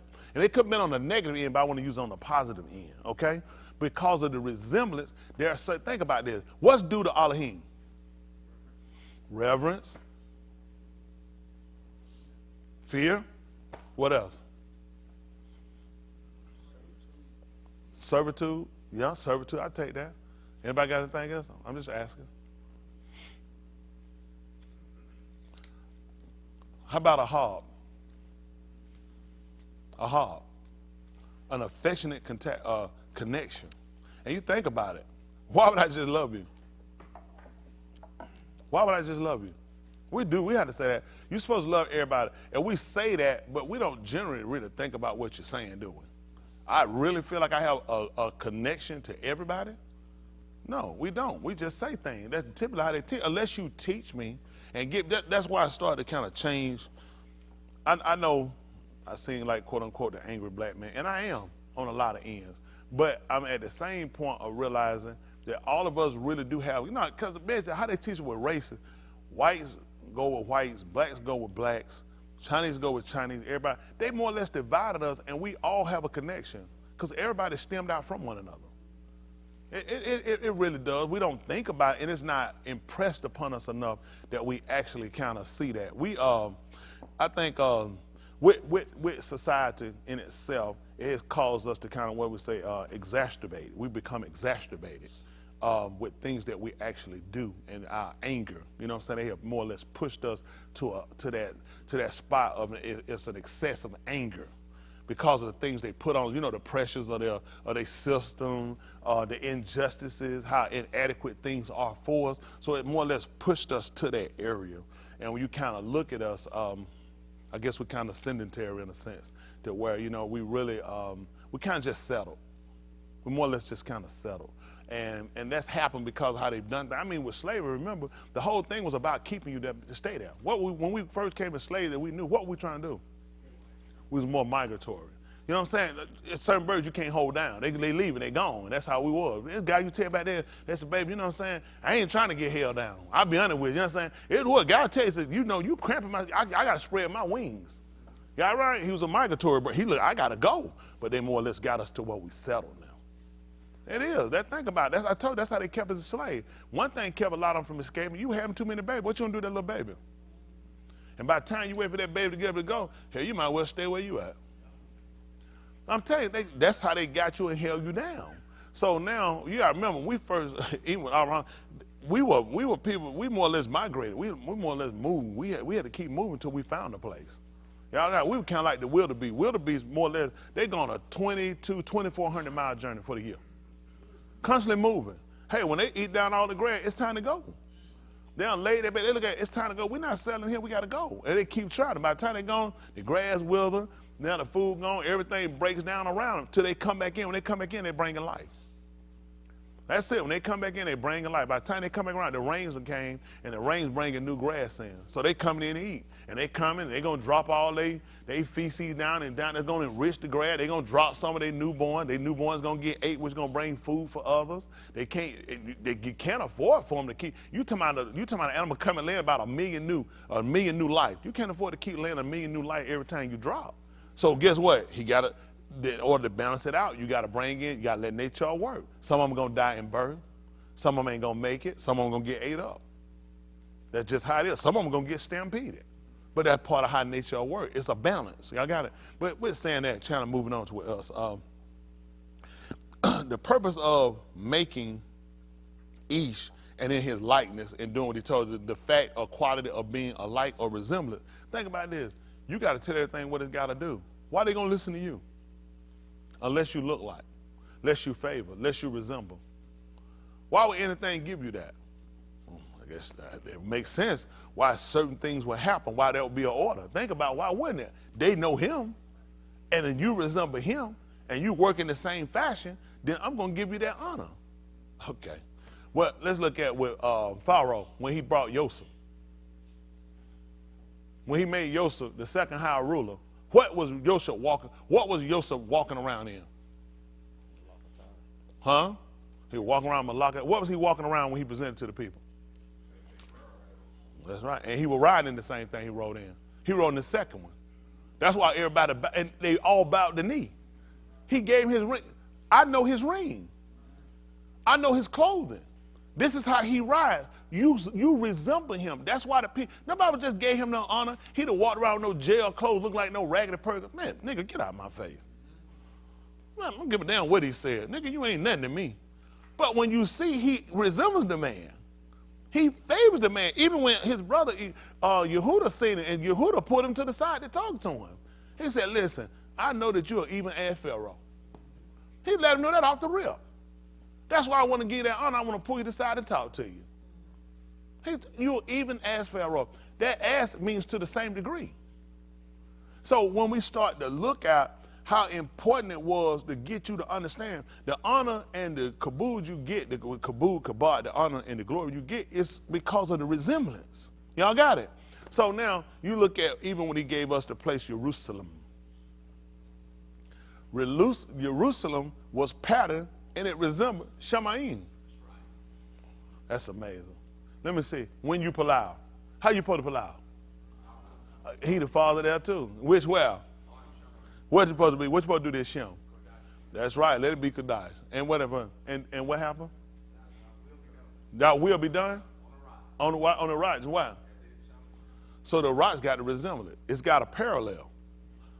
These are like what people look at, parallel universes. Let's think about this. Are these people? I could go. Let's pray. We just y'all repeat, man. Our Father, which art in Shamayim. Kudash be thy Shem, thy will be done on the rocks, just like it is in Shamayim. And now it's doing it. First of all, it can't be done because it ain't patterned out there. Right. Now they're going to think that the palau or the prayer is ineffective. It's not ineffective. What's your structure like? Right. We waste a lot of time because we're not practical. You have to set it up in such a way. It has the pattern, the same order, the same rule, the same things have to regulate. When who was it? When Yehukanan, when he saw one of the Mount Akim, and he said he fell down to do what? Where was he at? He's at his feet. I fell down to worship. And what he told him to do? Stop it. He let him know, no, don't do that. He said, because I'm just like you. He said, I'm one of the Mount Akim. He said, and I keep the sayings of the book. So just that pattern, how that makes sense? I just prayed that, and I'm sitting around thinking, God in His due time, they should be. No, it's not set up after the same structure pattern. You got to pattern it where things set up. That's the purpose of giving them Jerusalem. Jerusalem was supposed to be set up after the same structure, at the same dynamic. The same rules should regulate that. That's how you gonna know how to conduct yourself. And when he sets up the Malkuth, when you don't know how Malkuth are ran, empires are ran, you don't know law. You got no law structure. You got no code. All these different. You gotta know them. Wow. They just get a police. You say want to be a police? Raise your right hand, police. You need no code. You need no code. I didn't know why I stopped you. I didn't know how whether I got a conviction or not, or whether or not there's a law. I didn't know whether or not I can let you go or whether or not I convict you. Whether or not a conviction, or I got to know all that to put you in a position. So there are things you need to know before you can even enter in. We never thought about it like that. Everything has got to be patterned like. Everything's following a certain order. So let me ask y'all this. So when Jacob came, let me see, Jacob, I was talking about that hair, his beard. He had to shave himself, didn't he? Jacob? Hello? I need it louder. What you say? Why he had to shave himself? Because he was smooth skinned. But the man who was getting the baraka, the benefit, he was smooth skinned too. What was it? What was the condition of him? Hairy. So how did Jacob get it? How did a smooth man get a hairy man baraka? He had to resemble. He had to be in the likeness of. That's the only way. Why would, even I can't see, I ain't stupid. Cause think about this now. Let's just be practical, okay? Okay. His daddy couldn't see. But he still knew the qualities. He still knew the attributes of the hairy man.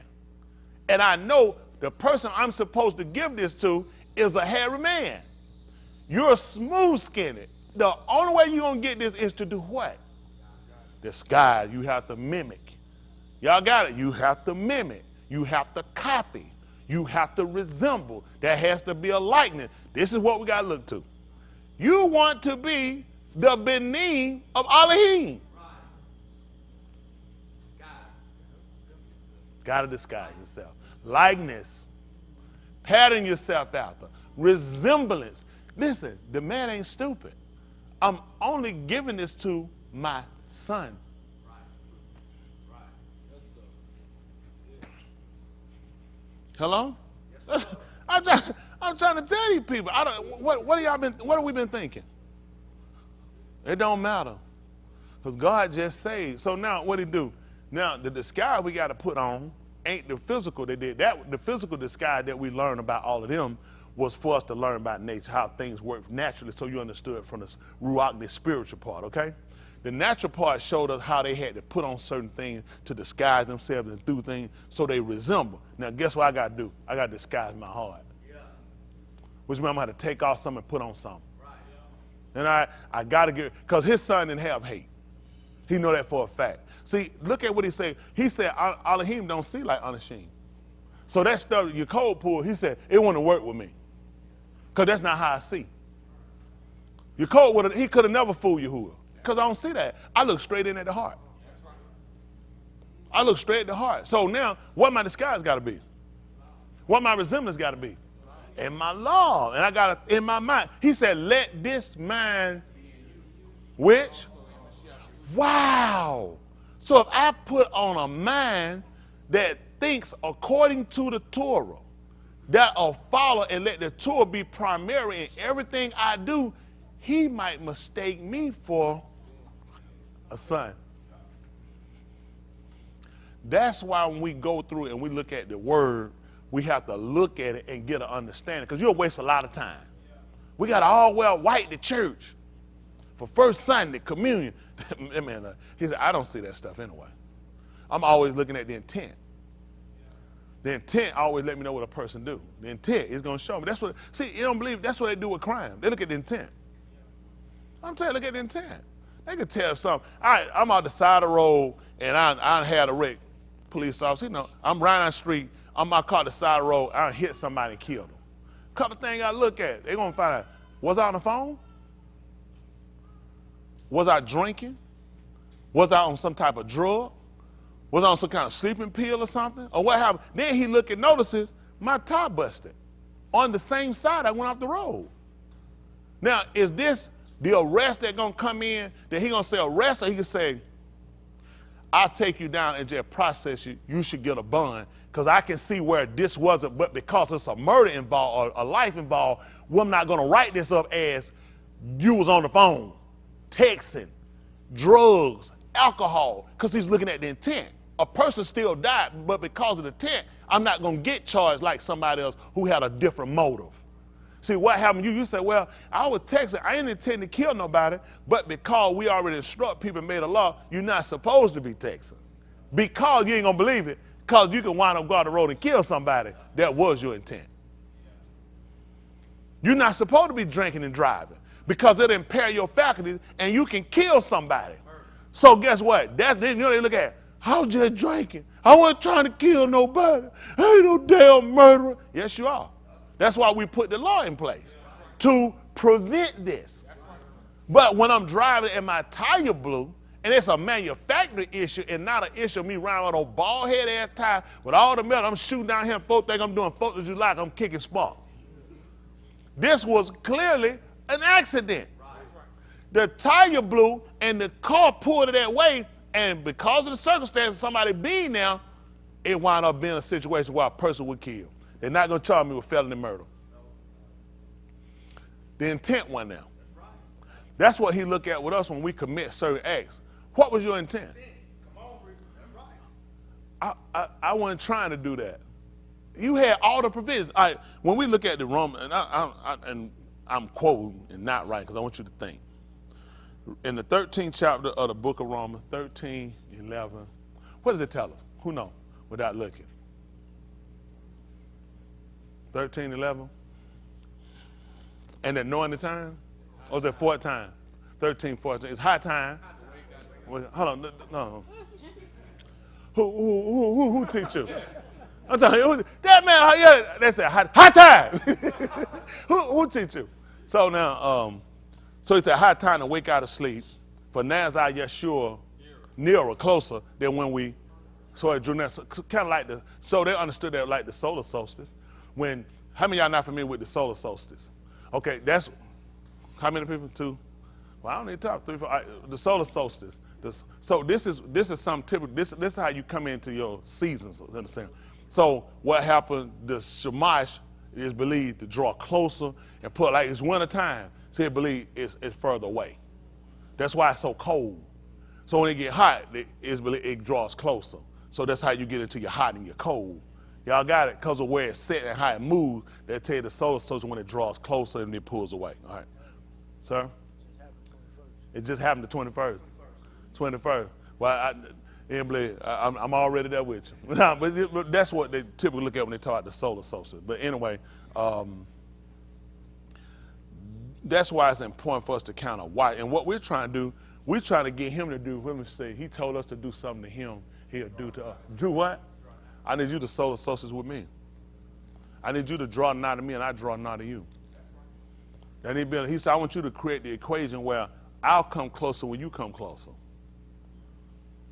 You see that? And get what happened now. And typically what you get when it draw closer, when it come to time, warmer, and what you get? Longer day. Guess what? You ain't gonna believe it. I appreciate you so much. What, say it louder for me. What you get? Longer day. Longer day. Guess what happened, Chris?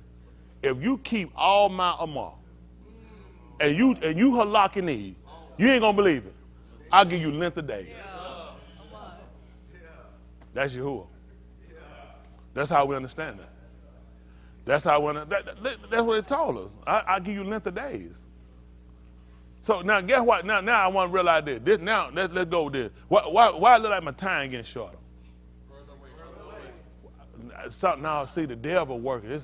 Somebody trying to block me. No, this is all you because you drew away from him.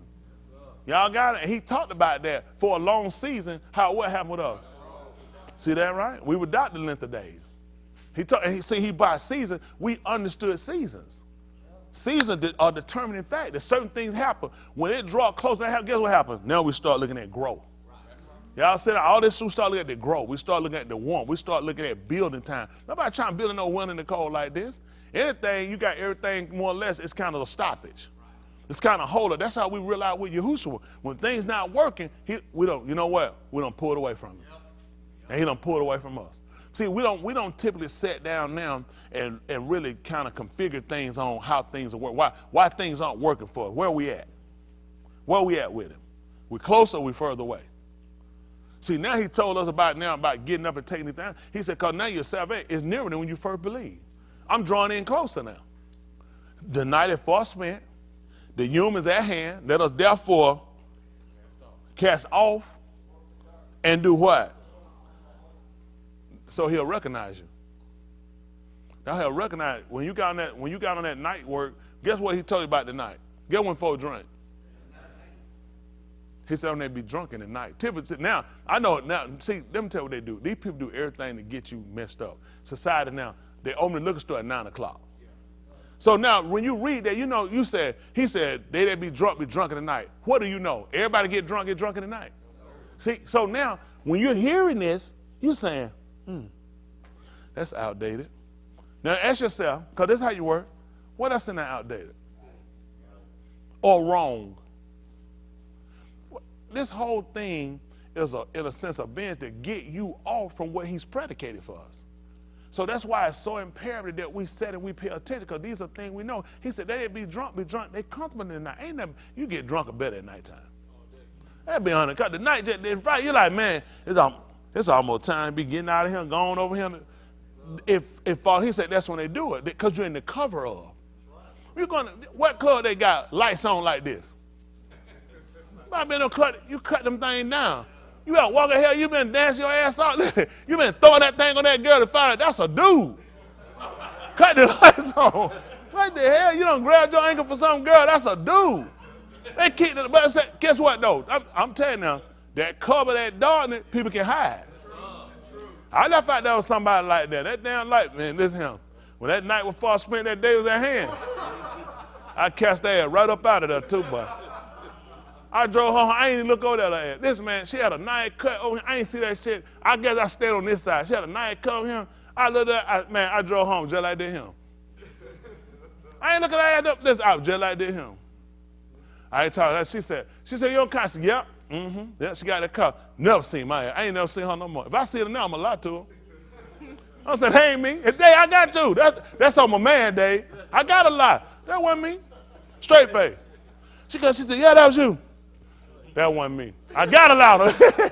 On my man, I got to do that. Man, you can't do that. But that's what happened in the cover of darkness. You got what I'm saying? You can cover. It's things you can do. He said, now we got to cast it out. He said, we got to put on the armor of light. Because now that's what he's going to recognize.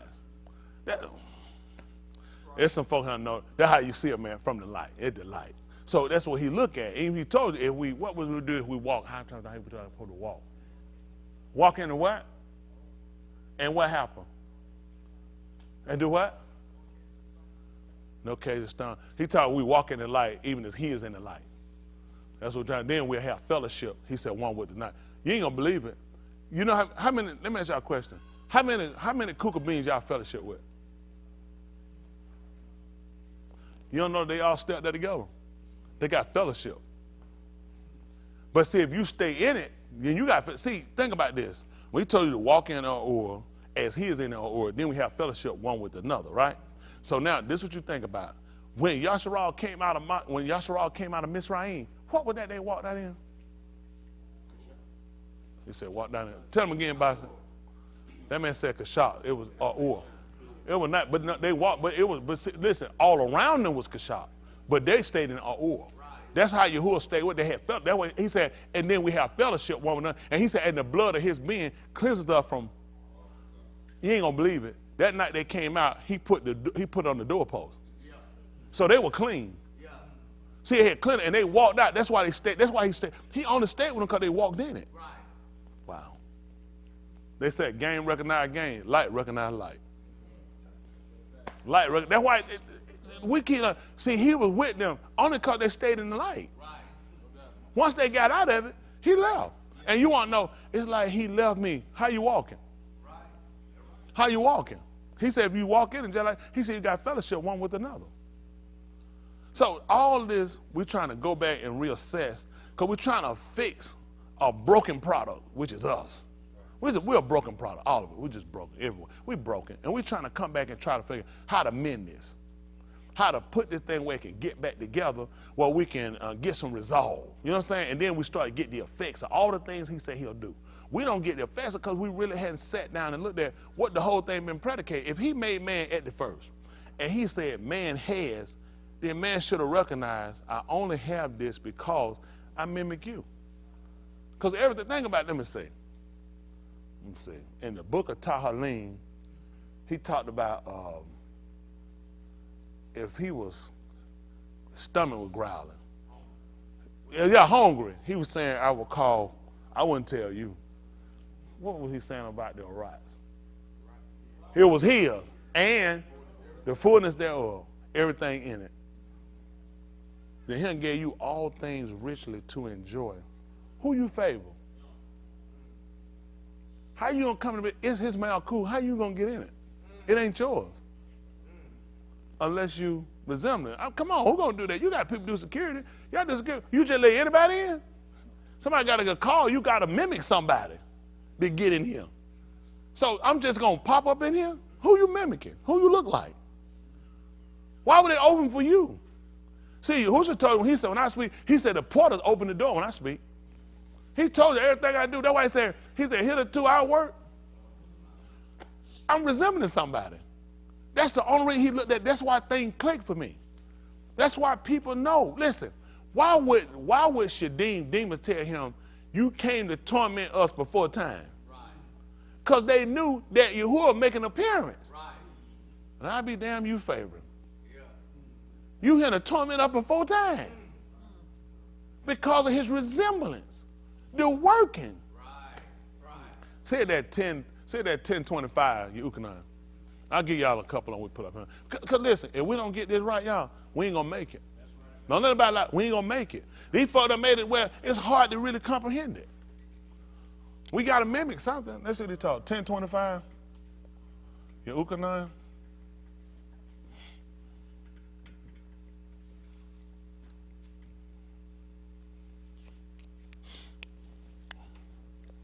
All right.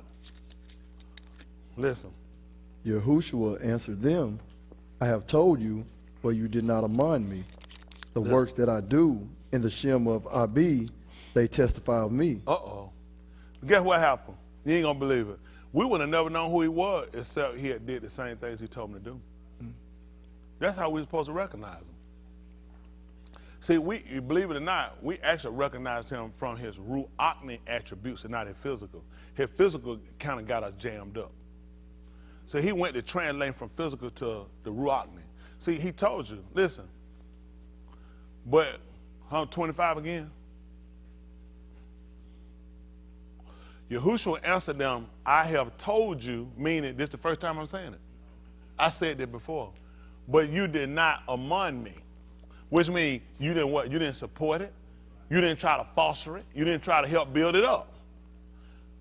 The works that I do in the of my Abba, of Abi, my father, they testify. Who else would do what I do but my son? Who else would do it? Who would be willing to take on my legacy but my son? Hello? Sometimes people leave people's stuff. And you know they say why they leave it to them? Because you're just like one of my own children. I want you to take it and carry it on. So he said these works testify to me. So when people saw what he did, it was only the spiritual attributes, ruachni attribute, even though he was in a physical form. He tell you the work, think about it, the word is ruach. The word is not flesh. It became flesh. It took on flesh, but it was never flesh. Y'all understand me? It was given in the flesh to us, but it was never flesh. It was given to us in the flesh because he needed you to produce something that would actually produce a ruachni attribute, spiritual attribute, where you could be seen from the inner man and not just the physical outside. You can fool people with the physical. Man, they got them fake booties you can get and sticking out. Some of them say, man, look at that ass. That ain't nothing. That's right. Yeah, that store-bought. I'm just being honest, but the spiritual attribute is there. And that's what he wanted him to, he was trying to show you. He said, the works I do, they testify of me. Let's see what he said. But you did not among. You didn't support me. You did not among because you are not of my sheep. See that? Listen what happened. Just as I have said to you. What happened? My sheep, Shama, my call, and I know them. And what they do. And they follow after me. So guess what they're going to look at? So is it the literal sound of his voice that they know, or they know the verbiage? They know the verbiage. Just like with Yahushua, when Adam said he heard Yahuwah coming, it's because he understood the language. What happens with us, we don't understand the language. You know what I'm saying? Like, let them tell what they tell you. It's amazing. They have such stuff. They say, people say, I ain't say that, and you say, you ain't gonna believe, your body language. That's how you knew Yahuwah coming. His body language gave him away. Sometimes you white people, I talk to my wife and she'll do something. I said, what that is? I catch it right there. I stop it. I would catch it. Something what? Breathe. I know what that is right there because I'm watching the body language. Adam understood the body language. He understood everything about him. All these were his characteristics. Why he knew to run? I don't know what it is. Why I'm running? I don't know what I'm running from. And I'm thinking I'm running from something. I could be running to something unless I understand the language. And this is what he's trying to tell you. With us, the only way I could identify how it would actually set up for me to identify him was not from his flesh. It was basically from the attributes that he exemplified. Because I would know if I was accustomed and knowledgeable of Yahuwah, that's him. That's him. 127, Yukonon. Hold on, before you go, let's get a little bit more than, we don't get that though. Y'all can go ahead and get a jump. 127, listen. Let me finish this up, come on. I give Alam Kai to them, and they shall not perish for all along.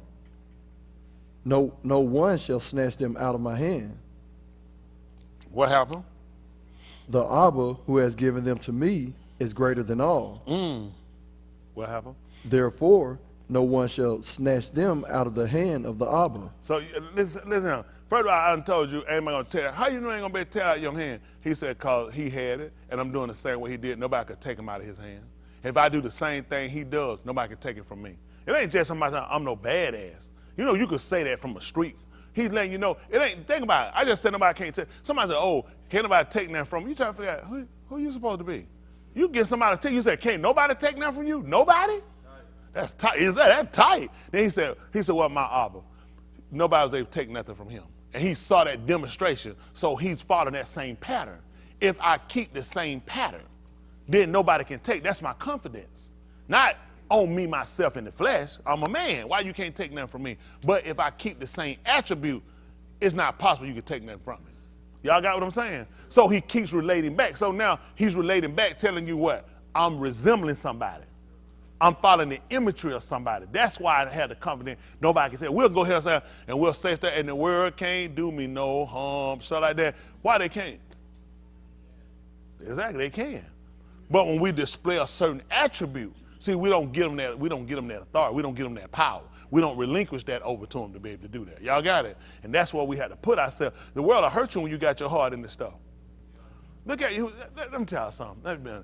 The only way he was able to complete everything he had, it wasn't just him following the word. It came down to more than that. That was thing. This is natural. When the word told him, when did we know before he came and told us about forsaking father and mother? When we knew that? Forsaking all others.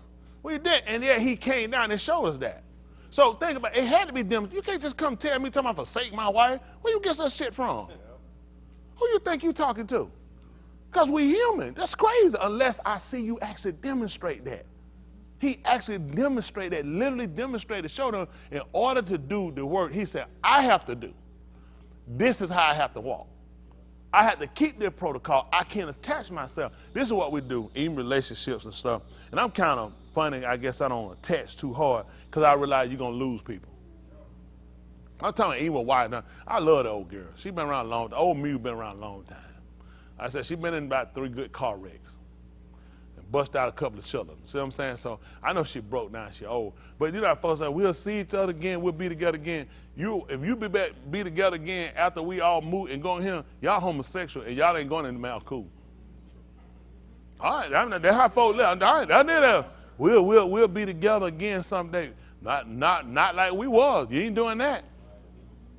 All that here, it's just being honest. So you got to think about when you know, everybody think about it just. You just cold. You're not cold. You realistic. Nobody get up for no grade info. I don't know where you get that stuff. That's not your mom, your dad when they get up. I don't know where people getting this stuff from. All the stuff we're doing, this is here. So knowing that and that being practical, how attached can you really get? How high end can you get? Okay, let's say my wife moved. Or my mama, this killed me so much. I'm finna go kill myself so I beat my mama. I can't be we're not going to be together no more, not in that capacity. Right. So it teaches us now when we're going through and we're doing things, you can only attach so far. They ain't teaching. Let me say that with people now. This is not tell y'all not to harm anybody, but if you don't, you're going to set yourself up for a greater hurt because you can only go so far. Married, whatever it is, y'all not going to be, you can't be in that capacity. He told you, he said in the coon, he said ain't no married and giving in no marriage. He said like the molecule Shamin. Them jokers ain't walk around, McCall, who is like out here walk around holding no other angel hand swinging. So we know, y'all a couple or something? Can't be doing that stuff in there. Y'all mighty close. So we had a little thing going down there in Iraq. I tell y'all finna go down whose stairs. Ain't gonna be no upper room, you going downstairs with it. But I'm saying, now you need to know that because that's the sensibility of what he's asking you to do. Because it's not just normal, natural, just detach yourself. It's just not. Unless, what's the final verdict? How far can this actually go? 65 years, 75 years, 85 years. But after that, you can't put that back together. Y'all not going to get up. You ain't getting up as no couple. There ain't nobody doing that stuff. You get up, you gonna be in the mosh pile. He's as upon the unashamed. What that was? After that, then y'all get married again. On the marriage, we're gonna have it gonna be him. And all that's resembling what we know. We're gonna come together. We're gonna be one. Y'all got it. We're gonna inherit together. He only told you that so you understood the premise. Just like you understand, he give it. It helps us to understand the premise that you're heirs together. Okay? Think about it. How would ain't no woman on no street can just get a part of something that left to me in hair? That's retarded, unless we join together. So that makes sense on how I'm gonna get part of the Malcool. I just can't anybody off the street can just, why are you telling these lies? How many of y'all share anything you got with anybody? You don't share all your fortune, what you got with anybody off the street. Makes no sense, not unless we're going to join together. Right? That's how it makes sense. That's how it makes sense. Isn't that right? I mean, if you don't start looking at things in a different light, you're not going to have an understanding to see it's practical. See what I'm telling y'all? For me, it's practical to look at. Why would some just be saying, I tell that devil, get behind me. I said, who the hell you talking to, nigga? Don't you know I'm your mouth to me? I'll shut your shit down. Be like, I had read a verse one time. Like, no, it don't work like that. It don't work like that. It don't work like that. I'm trying to tell you, see, and I said, here, because folk don't think. Let me tell you how that works. Listen, in the book of Jacob, they called James. Let me see, he said in the second chapter, you said, you believe, how many of y'all believe it's one Elohim? You ain't going to believe it. So does he. And guess what? And he trembled. He trembles at it. So the only way he going to tremble, he trembled at Yahushua because he could see the same attributes. He saw the same consistency. Not just cause, but see how they taught a Christian church. What you going, man, what I'm going through? Man, tell that devil get behind you. So he already put a hand in my face one time. I ain't doing it no more. I'm done. But people will get you and mess you up with things they tell because it's not practical. That's why I accept this. I can't take this stuff. It's not practical. I got to understand it. You just got me running around just telling folk loose him and grabbing stuff and buying the stuff. It makes no sense unless I resemble. Okay. We gave Cuff the keys to the Malku. What kind of understanding he had? He knew things that the Abba revealed to him. He gave him Kazoo. They're just handing out no keys to nobody. You need to have a sense of responsibility. You need to be able to hear from him. I don't know. I don't know. We got a lot of work to do. Let's see. Let's see what he told. He said, I give alam kai to them, and they shall not for all eternity for long. No one shall snatch them out of my hand. Let's see. Why? The Abba who has given them to me is greater than all. And what happened? Therefore, no one shall snatch them out of the hand of the Abba. Let's see how they work. What about you now? I and Abi, we are one. See, that made the sense. They came back and told you why. You might say, well, that's your dad, that ain't you. He said, well, we one. So we done conjoined together. And who told us about this? What did Adam tell us? And guess what happened? See, Jesus is whatever they say. We say Yahushua. Jesus is one and God is one. But in the God, Adam said the two should be one. And that's what he was trying to tell about them. He was talking about the two should. Look, he just told you. Only people who going to understand that, you ain't going to believe it who it is. His sheep. People that follow him. That know his sound. That know his body language. That have an understanding. Who else going to understand that? What sense that make? Me and the Father one, that don't make sense. 1 and 1 is 2. Isn't that mathematical? 1 and 1 is 1? 2. See? That's why you can't do what they use. You got to listen to what he told you. The two going to be one. Because he do just like he told a man and woman, you join them together. That's all we did. We just joined them together. So now, guess what's going to have to happen with us? We're going to have to join together. Okay. I don't know what the people doing. We got to join together. That's how they did. When Abraham went ready to go up, and the book told us that Abraham, when they took Luke, what did Abraham do? He made confession. They don't really talk about it. That's what he did. Guess what he did? They went up as one. That's how he brought them back. They told you, and Abraham brought them back. Don't even talk about them no more, do it. Because they had joined together as one. They just recognized Abraham. But the book said he made confederate with them. And what he did, he made a league with some other people, and they went up as one, and they fought. And they set themselves against them. And that's how, and they told you that, and later, did it tell you him and the Confederates came in? It said, and Abraham brought back all the stuff. It ain't even mentioned them out there. It just said, because they was one. See, the two should be one. All right, I don't get it. See, that's how you trying to do something. You trying to walk around getting somebody else's skin. You're going to make up. You're going to mess up something. Your ass going to bust something wide open. So what we got to do is the way we think and the way we operate works in a oneness. Y'all got it?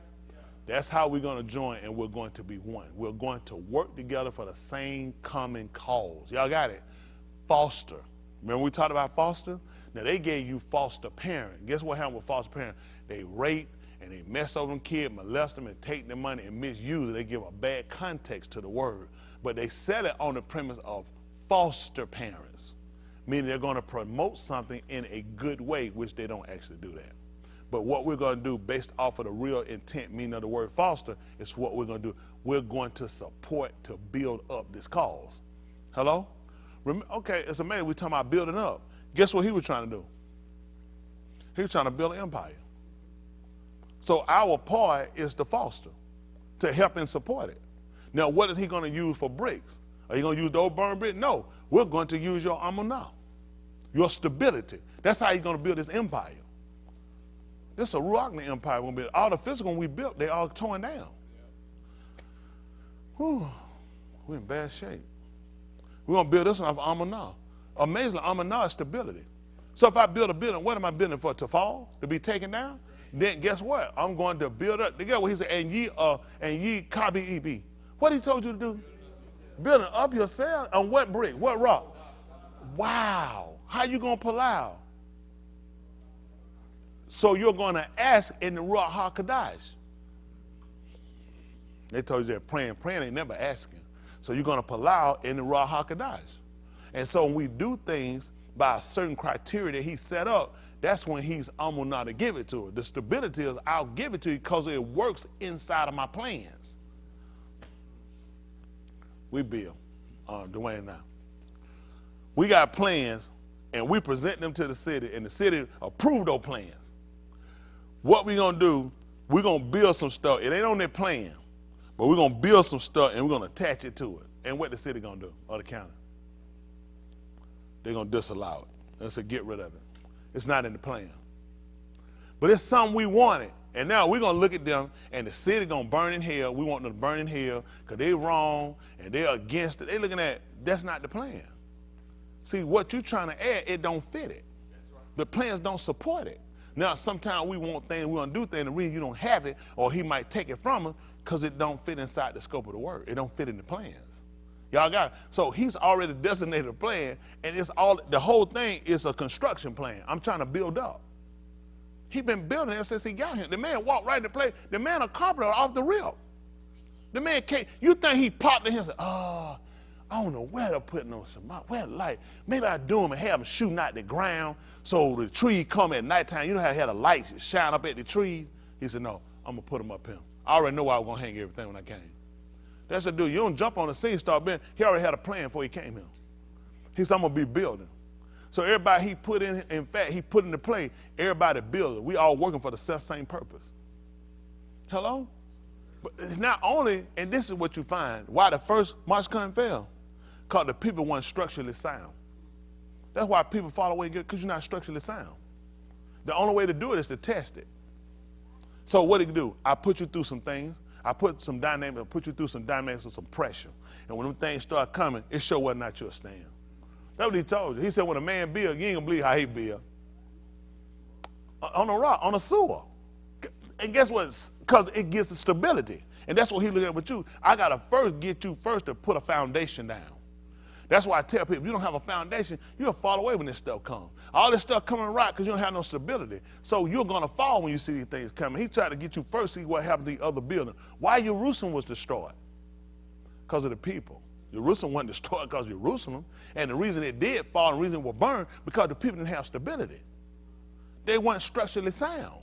So in order for the building to stand, I got to first make sure the people are structurally sound.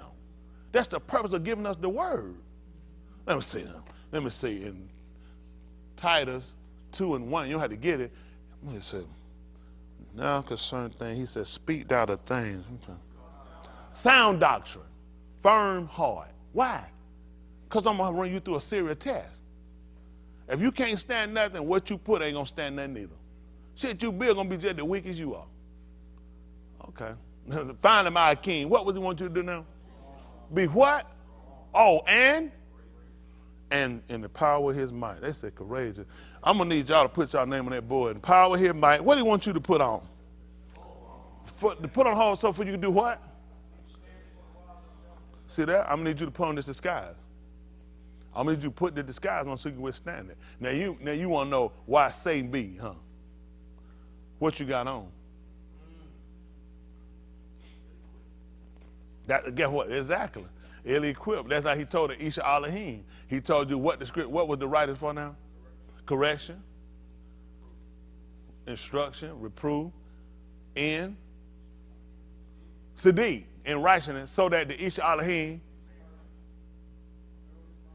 unto ain't a good work you can't do. See that they don't know why they can't do it. See, you limited. Why you limited? Look at why you ain't using. If you use the script, this is the designate what he designed. Right. This writing is the plan. Right. And when you're not walking inside the plan, you can't do everything right. That's right. You said, man, I don't know what it is. I just can't seem to get this right. Because get what they ain't using. They ain't using all of it. You're not using all of it. You can get some right because you ain't using all of it. Right. Then why did he tell you all of it? Why? Because I'm trying to get you to where I'll recognize you. Right. Where you'll have an effect. And you don't have the effect because you won't use all of it. Okay. I know how it is, somewhat more important than the other. But the man said the smallest stroke, ain't nothing moving. He said not a jot, just a move, just a look. He said smallest stroke. He said none ain't gonna pass away. So how much of it is not important? It's all important, and that makes a difference now. Because I look at it, or for me to be thoroughly furnished, you know what I'm saying? To be able to get through everything I got to do, I got to be able to use all of it. That's what we're trying to go back now. We're trying to look at, it was a construction plan from the very beginning. This ain't new. Yahushua jumped on the scene, destroy this Malcolm, this Malku, this Mashkan, and in 3 y'all mean I'm going to build it back. Yahushua already done this. Came through, destroyed and put back, came through and put up at the first. So this whole thing had been a construction plan the whole time. But this time he looked at why it kept failing, because the people weren't constructed sound. The people not sound. Think about it. The building only fell because of the people. When he came out and destroyed the rocks under Nuak, what did the animals do? What exactly were their transgression? He said because of Ish. He said everything do. He said it was the noon. They continue. Only them destroying because nobody breaking ranks. All that he says content. Listen, seed after seed. Even when Yeshayahu, he told a people laden with iniquity. Then he told you was a seed of evildoers. He said you had gone away backwards. You thought you were progressing. He said you're going backwards. That's why it's so important for us to sit down and look at this thing and get a proper understanding so we can start to move forward. And we hadn't done it because we never looked at it that way. This whole thing been a constructing end. It ain't just been about the building. They made it about the building. It was about the people. It was about the people. That's all it was about the people. We put a lot of work on those buildings and how long we spending doing them, and we put no effort in ourselves. It's always been a constructor. Listen, he said when I made the stuff, listen, the only reason why he made the stuff first, because I wanted to make sure I prepared a place for him. When Yahushua told me he was going to prepare a place for me, I really can't believe that unless I could see somebody already did that in the first. You would think, why wouldn't he make Adam and put Adam on him? Because first of all, you look at it, damn man, you brought me here to nothing? You ain't have enough sense to get nothing before you brought me here? You couldn't put nothing. The man looked at, listen, I don't ever want you to think I'm ill-equipped or unprepared. He said, I prepared a place for you. No, why you think he came back yet? I'm still putting stuff in preparation. Right. And actually, I'm waiting on you to get constructed. Yeah. My part now, I'm waiting on you to get constructed. Yeah. Or to be constructive. Y'all got it? That makes sense to y'all? Yes, y'all looking mighty strange to me. That's all he been doing. He been working the whole time. Now I'm trying to get you to be constructive. When you going to start building? When you going to start putting this thing together? We had it. Y'all got it. That's all he been. And Yahuwah showed it. When he brought out onto the garden, he said, listen, if you just hold on and wait, food is on the way. That man came in everything he needed right here. All you got, listen, I gave you sympathy there. I done did the work. He done, I done did the work. All you do is just follow the rest. I done did the work. I put this here for you. Just show you I'm not ill-equipped. I know what you need. I put everything here in front of you for you. And he showed what man did. Man got his own devices, and that's what we do. He gave us everything we need. We got our own devices, and that be our hurt right there. That make sense? And also the clip. I ain't gonna hold y'all too long. I know y'all believe me. On Layla, when I was talking y'all about the people not calling themselves Abarim. I was not talking about the people not calling themselves Abarim. I was trying to tell you, before Abraham left out, you won't find them ever being noted or calling themselves as Abarim. Am I correct? Y'all stay off of Facebook Marketplace, YouTube Central, Cartoon Network, all these places y'all be on. I never said that. That was not what I was trying to get y'all to understand. They didn't denote or become noticed or known as the Abarim. And you would have never had to go to know all of Hadabarim to prove that. You could have clearly went right to the 40th chapter of the book of Barashit, and you'd have found when Joseph told you that he was taken from the Abarim people, that he was Abarim, because at that time they had crossed over. When Abraham was still in the house of his father, them, he had not crossed over. Those people still doing the same thing. Right. So it made no sense to denote themselves as no Abarim people when you hear among people doing something contrary. Right. But y'all start, this is what y'all do, 4, 5, everybody. Don't try to read nothing damn else while I'm teaching. Don't try to read nothing. Just follow me and let me finish. That's all that taking time. I know what we are, but I'm trying to get people to understand. That's why he has such a problem with us, because everybody want to run holiday, Yehudi now, and you're Abarim, but you ain't crossed over. The book said we know we pass from death to life. How? So when I don't holler my king, where I'm at? He said, guess what he said? You ain't Abarim. See, because the whole thing come to Pilate, divide. That's the first thing they looked at. Before we separate, we need to divide. When Abraham and Luke were getting ready to divide, guess it. First thing he looked at was, where your men at? These my men. Let's divide. You take yours and mine. Pilate first. Now we've divided. Now I've gone over. So now I start being denoted, and people that knew him refer to him as Abraham, the Abarim who crossed over. The other people want to be called Abarim because they were already there. Why would they be called Abarim? They looked there because look there, he crossed over. That's what it is. We crossed over. Now guess what? We take that and everybody will holler, yeah man, you Hebrew. Oh no, I'm Abarim. If you're doing the same stuff, you're not. You have to cross over. That's why they weren't noted by that. Although their lineage was there, the behavior had. That's why you trying to run and trying to be denoted by your blood lineage line, you are failing. You are failing. It was because of the operation that Abraham did. He was noted as the Abarim. They wanted to code the blood. But he was related to, all I'm telling you, find what they called themselves that before he left. The behavior, the actions. When he told you in the 2 Corinthians 6:17, wherefore, from among them, and do what? Take your men. You go this way, I take. If I'm going to be separate, that means I had to take my stuff. Abraham didn't leave his stuff with Luke. We're separating. We are separating. I don't know everything. Y'all just take y'all time. I've been with y'all. I appreciate me here. I don't have to do all this study. I don't have to do all that stuff, folks, dude. I really don't. I don't have all them books. I don't waste my time with a lot of stuff. I ain't saying that book waste my time. I take my time. See, the difference between me and a whole lot of people, I'm feeding sheep. People feed individuals. You trying to feed yourself. When you trying to feed yourself, it's different. I'm just telling you. Listen, when a woman got to feed a baby, you got a little bit of baby. You had a little bit of baby. You had a little bit of baby. You remember you just go to Burger King and you get a Whopper to feed the little baby. You might want a Whopper. Would you have taken a Whopper to feed a newborn baby? So what you have to do, although you might have a liking for something, y'all ain't the only one had kids, you have to consider the child. Even in carrying the stomach, and even with certain things you ate that you used to eat, it'll make you sick. Yep. When you want it, certain stuff you love, you know what? If women, they get through, they won't eat it no more. They'll say, I used to love them. You're like, what happened? They say, I got pregnant, I couldn't eat it no more. Because get what? It restricts you. When you are raw, when you do certain things, it's a difference in how I'm going to teach anybody else.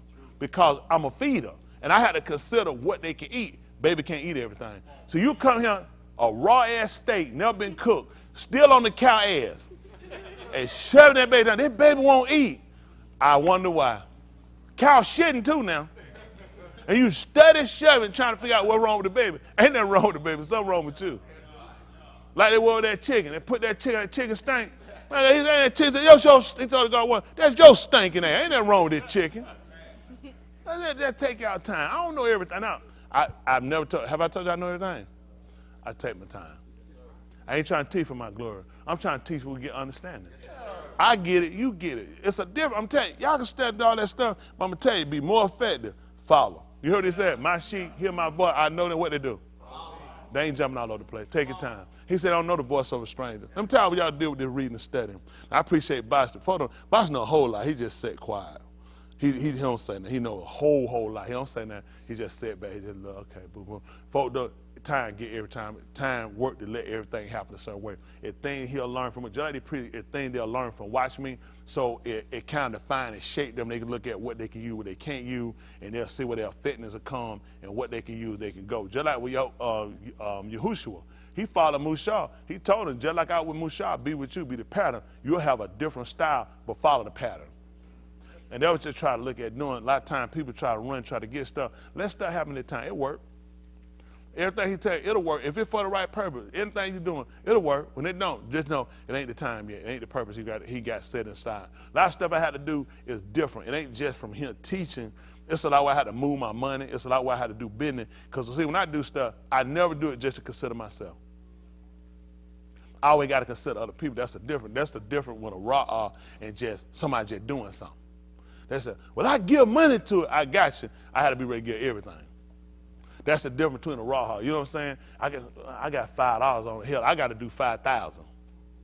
But they got $5. You see what I'm saying? It's a difference. So when you're a feeder, you have to look at things a little different. I can't just make sure keep feeding. I got to make sure, hold on, she got to eat. You got to eat this, you get this. I got to be looking at where the most got to go, how I got to divide it up. I got to make sure I got to make sure everybody get a homer. They'll mess around, everybody got a home. One person got a home damn run. I can't do it. He told me according to Eve, make sure everybody got a homer. Now, Santa them, they got 15 of them. Now, somebody going to kick up. Oh, hell no, she ain't got no damn 15, and I'm on him with no 3. The hell you say? That's her ass. But if you break it down, y'all got the same thing. She got 15 people to feed. You ain't got but 3. What the hell you doing with 15? Cause you in your ass and you feel like you supposed to have. He said, listen. He that got the mud. She ain't got nothing over, and he that got the less. And you ain't believe what he said. He said, so be equality. So a lot of times, way people try to do stuff, you ain't got no equality in it. People don't, my job ain't the easiest job, believe it or not. It's a lot you have to do. It's a lot you have to process. There's a lot of stuff you have to put your feelings aside on. A lot of stuff and he had to say, you got to put that aside. You ain't gonna be effective. It is sometimes you be mad like, I'd rather just stay mad long. He said, you're gonna be ineffective. He said, okay, done with that. It's like, you gotta be able to put it. That's some shit y'all can do in whole. I can't do it. They like, I'm be ineffective. He said, you limit, I can use you. You're going to be ineffective. So the stuff you got to eat, stuff you got to take, stuff you got to put over, stuff you got to keep going, take it lost or whatever it is, keep moving. So, all right, you what you can, get what you can to get who can do what you can do, get it done, those you can't, still got to figure out a way. Y'all don't realize, I always be figuring out. I talk all the time, what? I just about to me and you, what me and you can do. I be talking about these people. Put your name on the board for me. Good for me. I ain't gonna bet you today. And you see Candy talking about, I know I wasn't the only one. Got that 40 nigga. Dave, just put a check by that, Dave. Put a check. What that tell you when you get your name all read up there? I don't want you to follow. I want that so that be equality. Isn't that right? They say, yeah, you just be talking about me and you all the time. I said, he was out there too, ain't he? Boy, Dwayne feeling so good about that turtleneck. Listen, so I'm always talking about how we can put people in a better position, but I also know how important it is for your Ruach man to be fed. Because a lot of times I know, and I've been guilty of it, you'll feel like if your financial situation changes, that'll open up some door for you, but if you don't fix the person you are, you'll create more problems than you're going to actually fix. I've done it. I'm telling you, it really won't. People, I know they'll say, people have money, always saying that it ain't what you think. Because a lot of times people, what it will do, it'll give you a chance to see yourself. And you'll see when the money creates you, then what are you really saying about yourself? See, the quality of the person you are shouldn't be based about the money or the things you have. And so if you don't fix that first, it's never amount of money to fix or to ever get you to where you can kind of be content. Because you always striving and have so much, and you never realize you never fix you. And I know this from experience. You need to first be good with yourself. All you're going to do is add more problems. Money add more problems. But you see people, I remember they had Beyonce one time on the internet, this was years ago. She was on there crying, talking to the camera. And I know everybody look, oh, Beyonce got Jay-Z. Oh, Beyonce got all that money. You know, they realize you don't have you. Everybody, what you found when you have money, everybody around you phony because they're trying to get something from you. And it makes you harden with people and not distrusting of people because you know everybody around you are just basically piranhas. Okay, they don't know. Everybody on the take from you. Everybody on the take. Everybody trying to give you a soft story. Everybody trying to get something from you. Everybody trying to want you to give them something. Give them some opportunity to give. And it gets old. It gets tired. And else they do. They realize they surround themselves around a whole lot of people that's not real. And they realize they said they've never been real. That's how they got caught up with these people. That's why I tell y'all to work on the character of person you are. So when you get things never get you. Ain't nothing got me. I ain't chasing shit. Ain't happening. I'm not interested. Too old and too tired. I learned how to be content. It don't take a whole lot for me. I ain't got to go shopping. I ain't got to do nothing. I can keep my ass home, smoke with him, and go to sleep. Yes, sir. You go wherever you want. I'm going to be just all right. Yes, sir. Like the wife said, and I'm going to be all right. Ain't that right? Yeah, I don't have to be everywhere. I ain't got to go everywhere to be here. I don't know where folks get that from. I just want to go. You go ahead on. I just want to go to sleep. That's right. That's it. You just realize after you get through with all that, then what? You can go run all them places you want to. You get through, then what? After you done been all them, what you gonna do? After a while, you'll just realize you run your whole life trying to fulfill other people's dreams. People saying, "Oh, I want to go to this. I want to go to that." You done did. What do you really want to do? Get to really know yourself and make sure you got contentment in yourself. So when you do things, you learn how to really enjoy them. Now, a lot of times we don't know how to do it. You just doing shit. If folks just doing shit, they not enjoying it. They just making up lies. Learn how to get a peace, get a tranquility with yourself, and that's going to get with you knowing your creator. And knowing what they're planning. Since I know he deals in construction, putting things together, creating things from nothing. And then you look, you say, wow, that's how he works. Y'all got it? And that's the mindset you realize now, since I know what you're doing, I can foster that. Which means I can support, I can help it in a good way. Y'all got it? What about y'all? Since you know his plan is constructing and putting things together, and the people, so the Malkuth stands. Look at all the people he got in Shamayim with him. All these people are standing on promises. All these people are supporting. That's why they said, listen, and when he sent them down here and started to execute, you know why? They supported. They said, listen, man, I'm coming with all. When that man said he come and my reward me to get, listen, they said, they ain't gonna get him to I can't do it. The hell you say. They said, man, I'm coming with it. I'm with him 100% to do whatever it takes to get this established. And they understand this is all inside the plans. Read the plans. When we build, we do certain things, you pull permit. Listen, they make us take the plans and leave them in the box. So get what? The man can come out, listen, the man come out, pull the plan and look at them and look at what we're doing. And the man sign off on it and put it back in the box. We ain't know, everybody just working off their head, working out. We got plans. They're going to check them. When every time they come look at something, they're going to get them plans out, they're going to look at them again, they're going to walk to look at it, and they're going to sign out, let them know, continue. Something wrong, they're going to stop and say, y'all need to stop that. Don't do, no, this need to be correct. Don't move no further. That's what I'm here for to tell you. Stop what you're doing.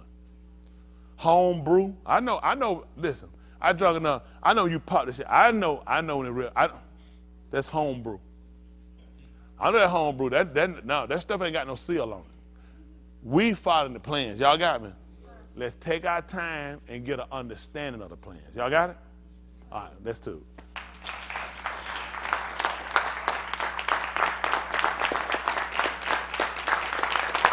Appreciate that.